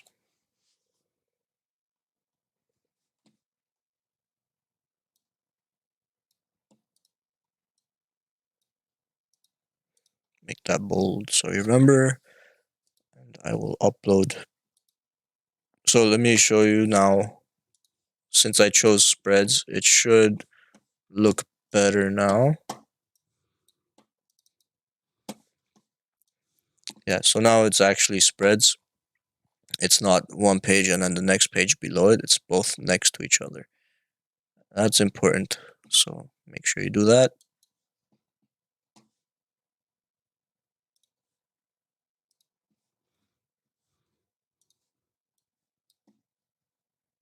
So I'm giving you both the InDesign file and the PDF. Sorry, my internet is slow. Normally that should take a second.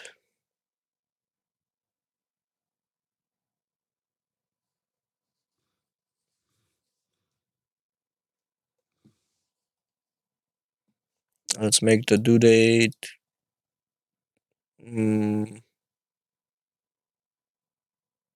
Tuesday when we meet again. Since 16th is a holiday, just have it done by Tuesday, the 17th.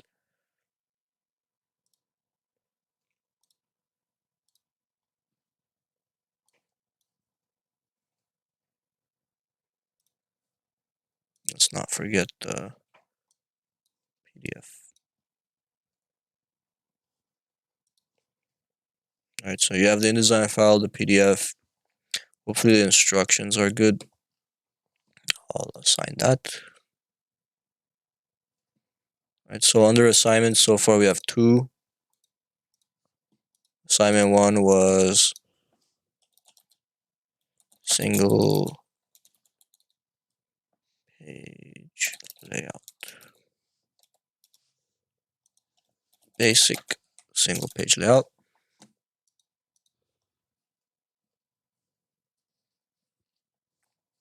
Alright, any questions?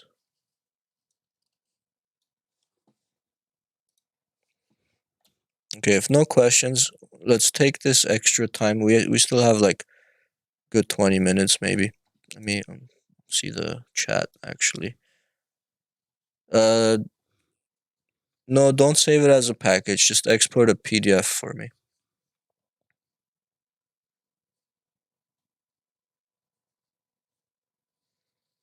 Yeah, I'll give you the recorded video tomorrow during lab.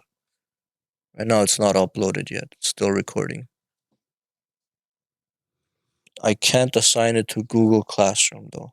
I'll show it to you in the chat. It's not gonna go on Google Classroom.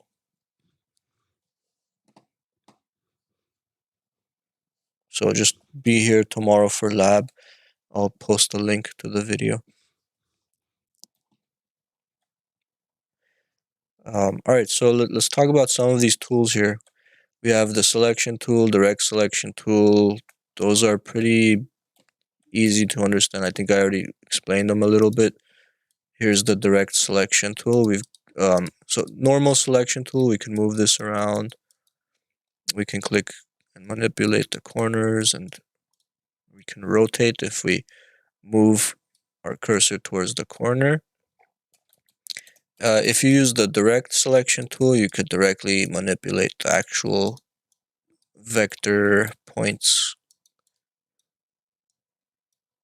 and reshape things. Right. Also, if you have a group of objects, let's say this and this and this.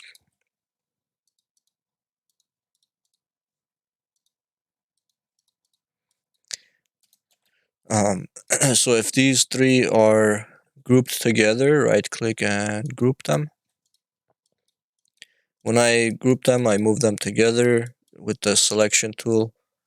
If I use the direct selection tool and I deselect before, alright, so this is kind of tricky. If you have them selected with the selection tool, you switch to the direct selection tool. All 3 are still selected, so if I move it, they're still all 3 gonna move. But if I deselect by just going to, I don't know, edit, deselect, and then click it again, then I move just one by itself. Not if I use the selection tool. Well, if I deselect and I have the selection tool and I move this, the whole thing moves together. You could double click and then move it even with the regular selection tool, but that means you're entering the group. Anyway, page tool is used to adjust your page size. So when I select the page tool and let's say I have something on this page selected, I click on the page tool.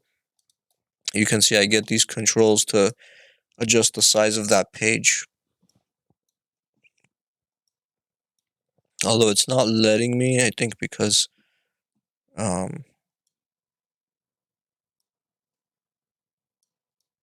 not sure why it's not letting me, but that lets you manipulate the page size normally. Let's go to pages. Might have something locked here. Allow selected spread to shuffle.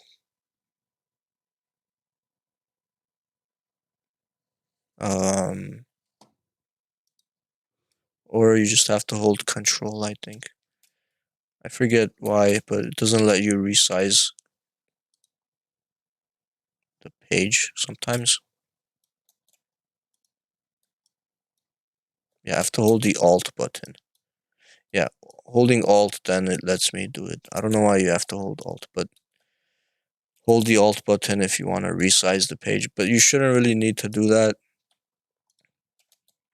I don't usually have to use that, but you could also instead of dragging it like this, you're probably gonna want to set a specific size for the page. So you're gonna wanna, with the page tool selected in the control panel, you could set the width and the height. Like right now it's 8.5 by 11. Maybe you want like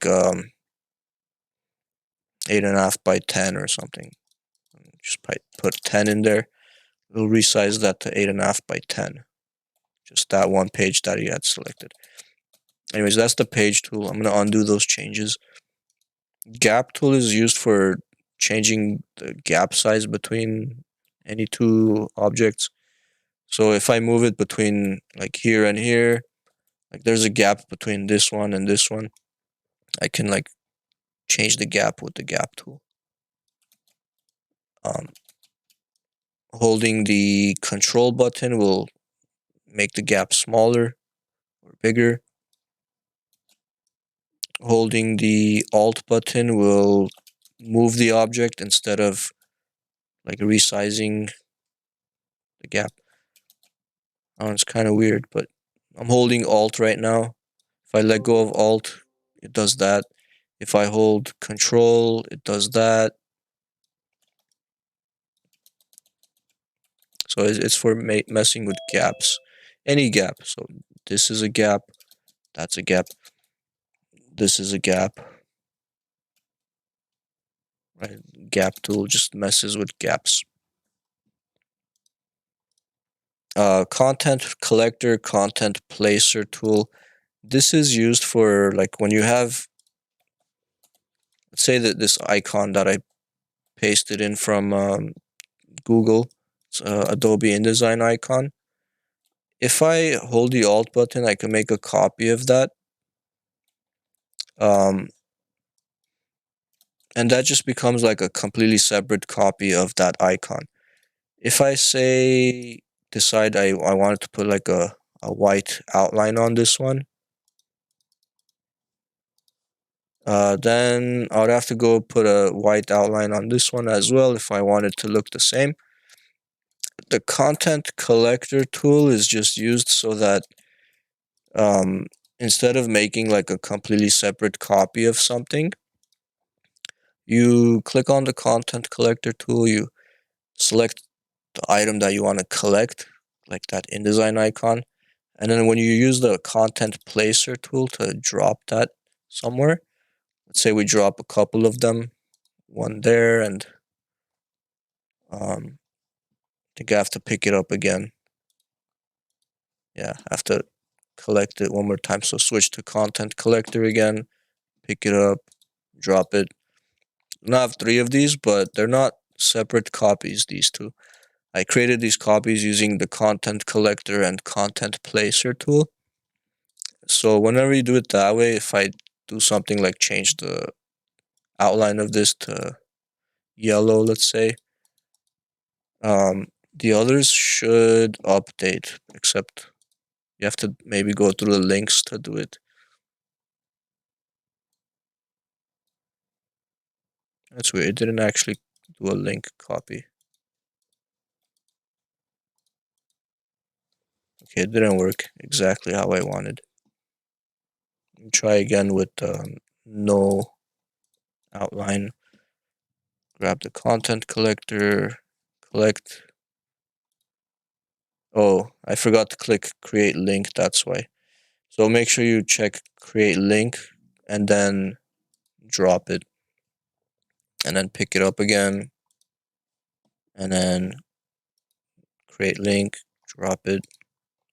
All right, now since I had create link checked, if I select this and give it an outline, the other ones don't get it immediately, but in my links panel, I could kind of see that they have this yellow icon here. I could just right click and then say, or just double click on it and update, and then the others will have the same design added to them. So I could change this to white now, or let's make it black. Double click, the other ones get changed to black. So it's creating links between copies of the object. That could be useful if you're gonna have an icon that you're gonna use everywhere, but you want that icon to have a consistent style the way it is. Maybe they all have to have the same shadow and same outline. Then you would use the content collector and content placer to make the copies of that. Am I breaking up? Sorry. Let me know if you want me to repeat anything.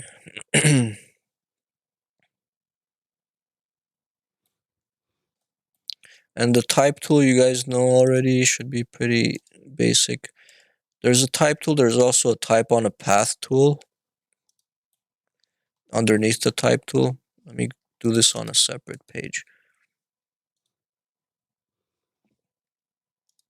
So whenever you have any shape, let's say we use the pen tool to draw a shape. I'll draw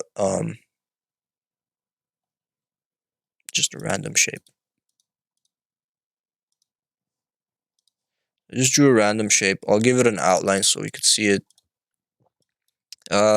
You can use the type tool to click inside and then let me fill it with placeholder text. You can see it fills up the text in the shape of whatever box I put it in. So you don't have to use the type tool to make a box and fill it with text. You could, well, you could start with that, and then you could even manipulate the points with the direct selection tool of that text box, like that. You could add more points if you need to with the pen tool. You could click on add anchor point. So I added another point down here. And with the direct selection tool, if you carefully click that point and move it, you can manipulate that.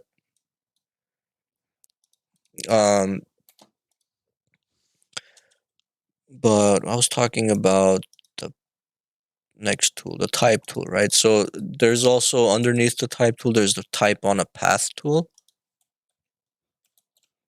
So let's say we have a circle or an ellipse. Give that an outline so you can see it. If you grab the type tool and you click inside, it'll let you type inside that shape, right? Fill with placeholder text. But if you take the type tool, instead of clicking inside, you bring your cursor to the edge of the line and you hold the, maybe not, I thought I could do it with a shortcut. Okay, in Adobe Illustrator, you could do it with a shortcut to type on the path. InDesign, you actually have to switch to the type on the path tool. And then you could click on the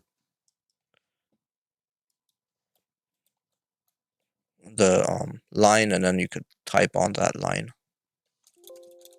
Oops.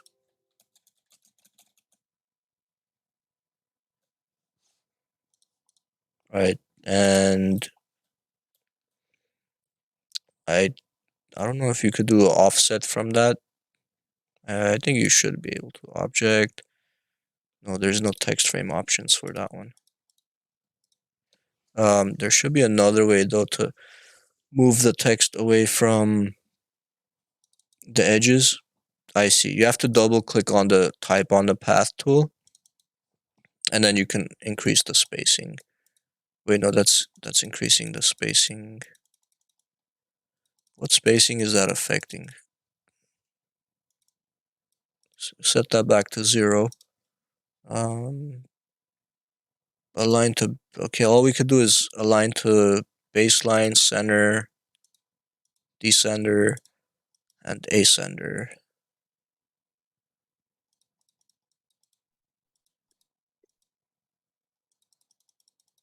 I don't know what the spacing is. I think it's the space between the start and the end. Right, so you also get these little things here. You have to grab those with the selection tool. If you wanted to, like, let's say, change where the text starts from, you could drag this one. This represents the end. I'm not sure what that spacing option was for, though.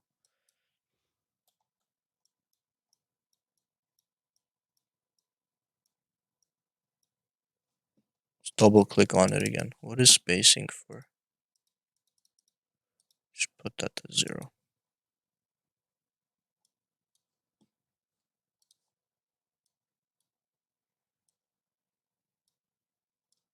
Okay, so there's no way to change the offset, I think. I don't see any way to do it, at least. We can't go to text frame options. I don't think there's any other way to do it. So, but you'd probably just not have a stroke on there. Then you could like resize it to whatever size you need, and make a separate circle if you did want it to be around the circle. And you could manually, I guess, decide how far you want that from the circle.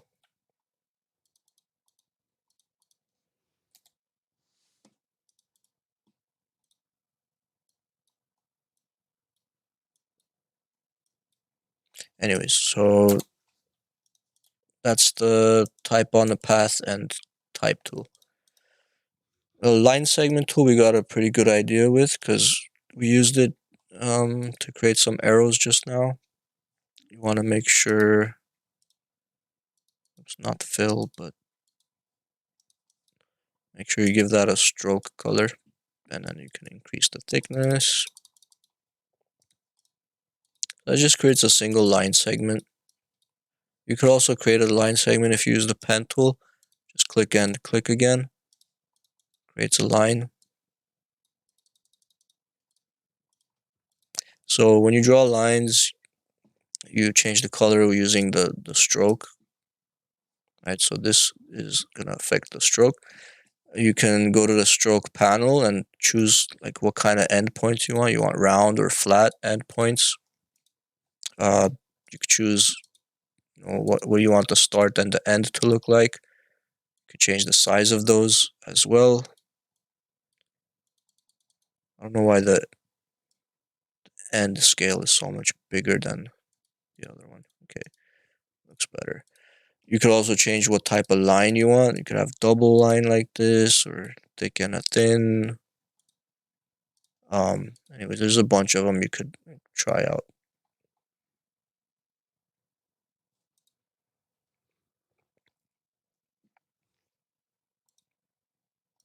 And also, there's a pencil tool, which is kind of like the pen tool, except it's more like a freehand drawing instead of using. So with the pencil tool, let's say you want to draw like a heart, you would just do your best to. Okay, cannot draw a heart. Okay, so there's best I can do. Right, and then the corners, the points are not really connected. There's like a, if I gave this a stroke, you could see there's a gap here.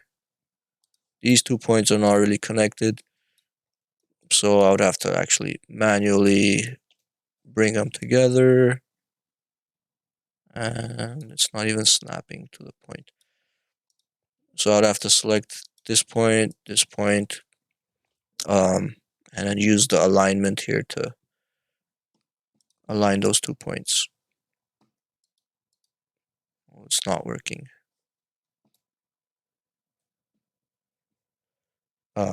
we could also connect them somehow.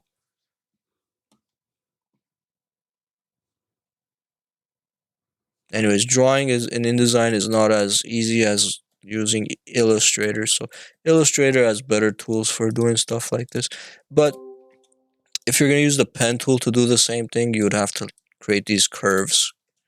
So the advantage is you get nice cleaner shapes, but the disadvantage is you need to know how to actually use this tool because it's kind of hard to use if you've never used it before.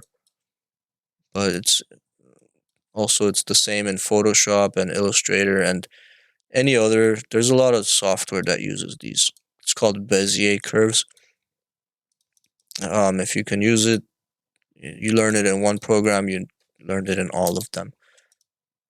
Okay. So a rectangle frame tool is basically a rectangle, except it has an X in it. There's really no difference other than that. It's just used to indicate that you're gonna put a picture somewhere and it's gonna be a placeholder. But you could use both of these as placeholders. Say I found an image on the internet, maybe it's let's go to Pixabay. Say I got this picture here, copy the image. Then I could use that placeholder to paste it into and then resize it. Or I could also paste into a regular rectangle. So it's kind of really no point to it except for the X in the middle. There's no difference. And then of course you have the ellipse frame and polygon frame and ellipse and polygon tool. Polygon tool, let's talk about this a little bit. If you're, also the rectangle tool. When you're drawing a rectangle, you want a square, hold shift. If you're drawing a circle, hold shift, you get a perfect circle. If you're drawing a polygon and you want to change the number of sides, you can, oh, that's not how you do it. You're gonna change the number of sides. You just click one time and then you can choose how many sides you want, number of sides, star inset, width and the height. You can choose all of that. If you, while you're drawing, and this is anything, whether it's a rectangle or if you're pasting images that you brought, or drawing text box, if you press up, down, left, right, it actually divides it into like separate boxes. So if you've ever wanted to draw a bunch of boxes or a bunch of polygons, press up and down and left and right while you're drawing the shape. In Illustrator, if you pressed up and down on the polygon tool, it would add to the number of sides. Here it does this. So it's not exactly what it does in Illustrator.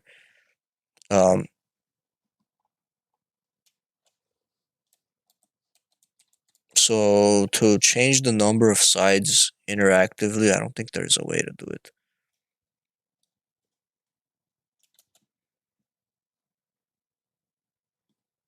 Maybe double click it and then choose how many sides you want. Let's say we want a 10-sided, then you could do it that way. So double click it first. Let's say we want just a triangle, so I'll put 3. Then I can draw a triangle.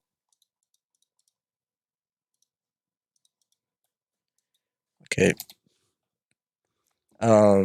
Moving on to the scissors tool.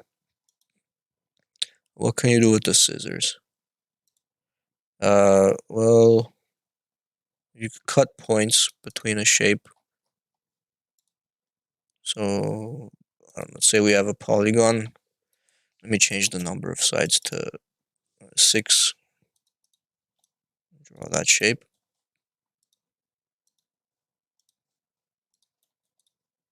Let's make it this color. So if I grab a point, actually, if I grab the scissor tool, and I like click on this shape, it will like create a cut at that point. You can see here, I'm just cutting everywhere that I clicked on the shape. Let's say I clicked on, let's click here, and then click here.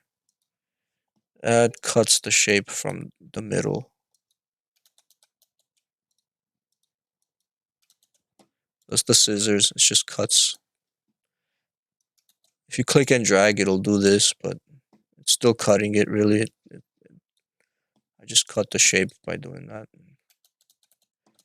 I don't know, it's kind of weird. I don't really use the scissors. Free transform is just, it doesn't really do much different than if you had the selection tool, you could, scale and rotate and stuff.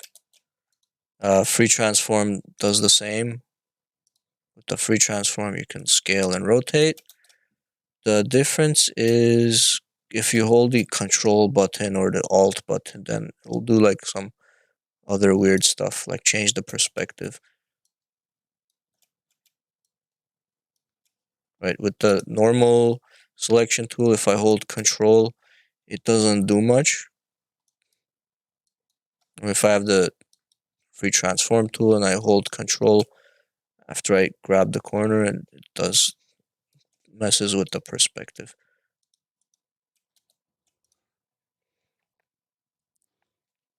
Alright, then we have your gradient tool, gradient swatch tool, gradient feather tool. So if you created a gradient with the gradient swatch, you can click inside and create a gradient. You can choose what colors you want your gradient to be if you open the gradient panel. Then you have to drag in the swatch for the color. So pick a swatch color like blue and drag it there. Add that to the gradient. Gradient feather lets you fade out using a gradient. So want to fade out part of an image, you can do that.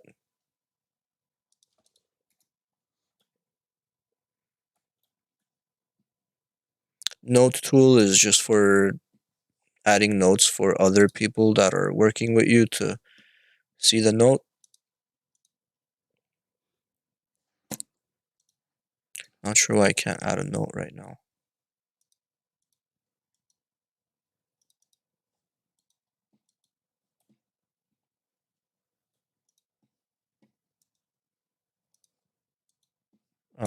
Why can't I add notes? It's giving me the little circle with the thing. It says you can't add a note.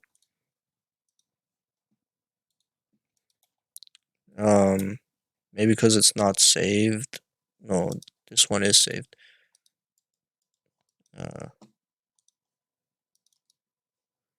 Yeah, I don't know. The note tool doesn't work. Maybe I have to share it first. Maybe it has to do with shared documents. Let's do a share for review. Test.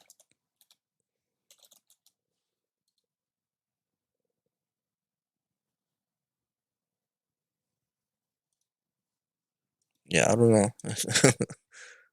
Eyedropper. We already saw the eyedropper. Hand tool, zoom tool, 945. So I think we covered all the tools. The only thing I haven't talked about the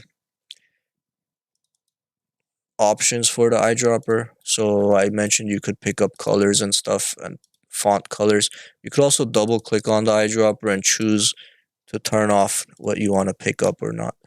So you can see here I could turn on stroke settings, fill settings, character settings, paragraph, object, transform.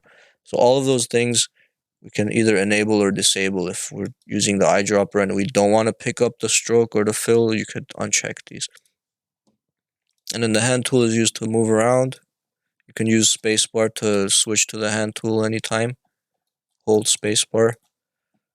The zoom tool, you could use the zoom tool to zoom. You could click and drag to zoom into an area. Alt click to zoom out. but I like to hold Alt and use my mouse wheel to zoom in and out, so I never really use the zoom tool. That's it. So that covers all the, well, most of the tools. There's still other tools that I probably didn't look at underneath the other ones, but those are like the main ones. And then this pretty much explains what the other buttons down here do. So yeah, so this is your assignment tomorrow. And let me give you the sign out. I will stop recording now.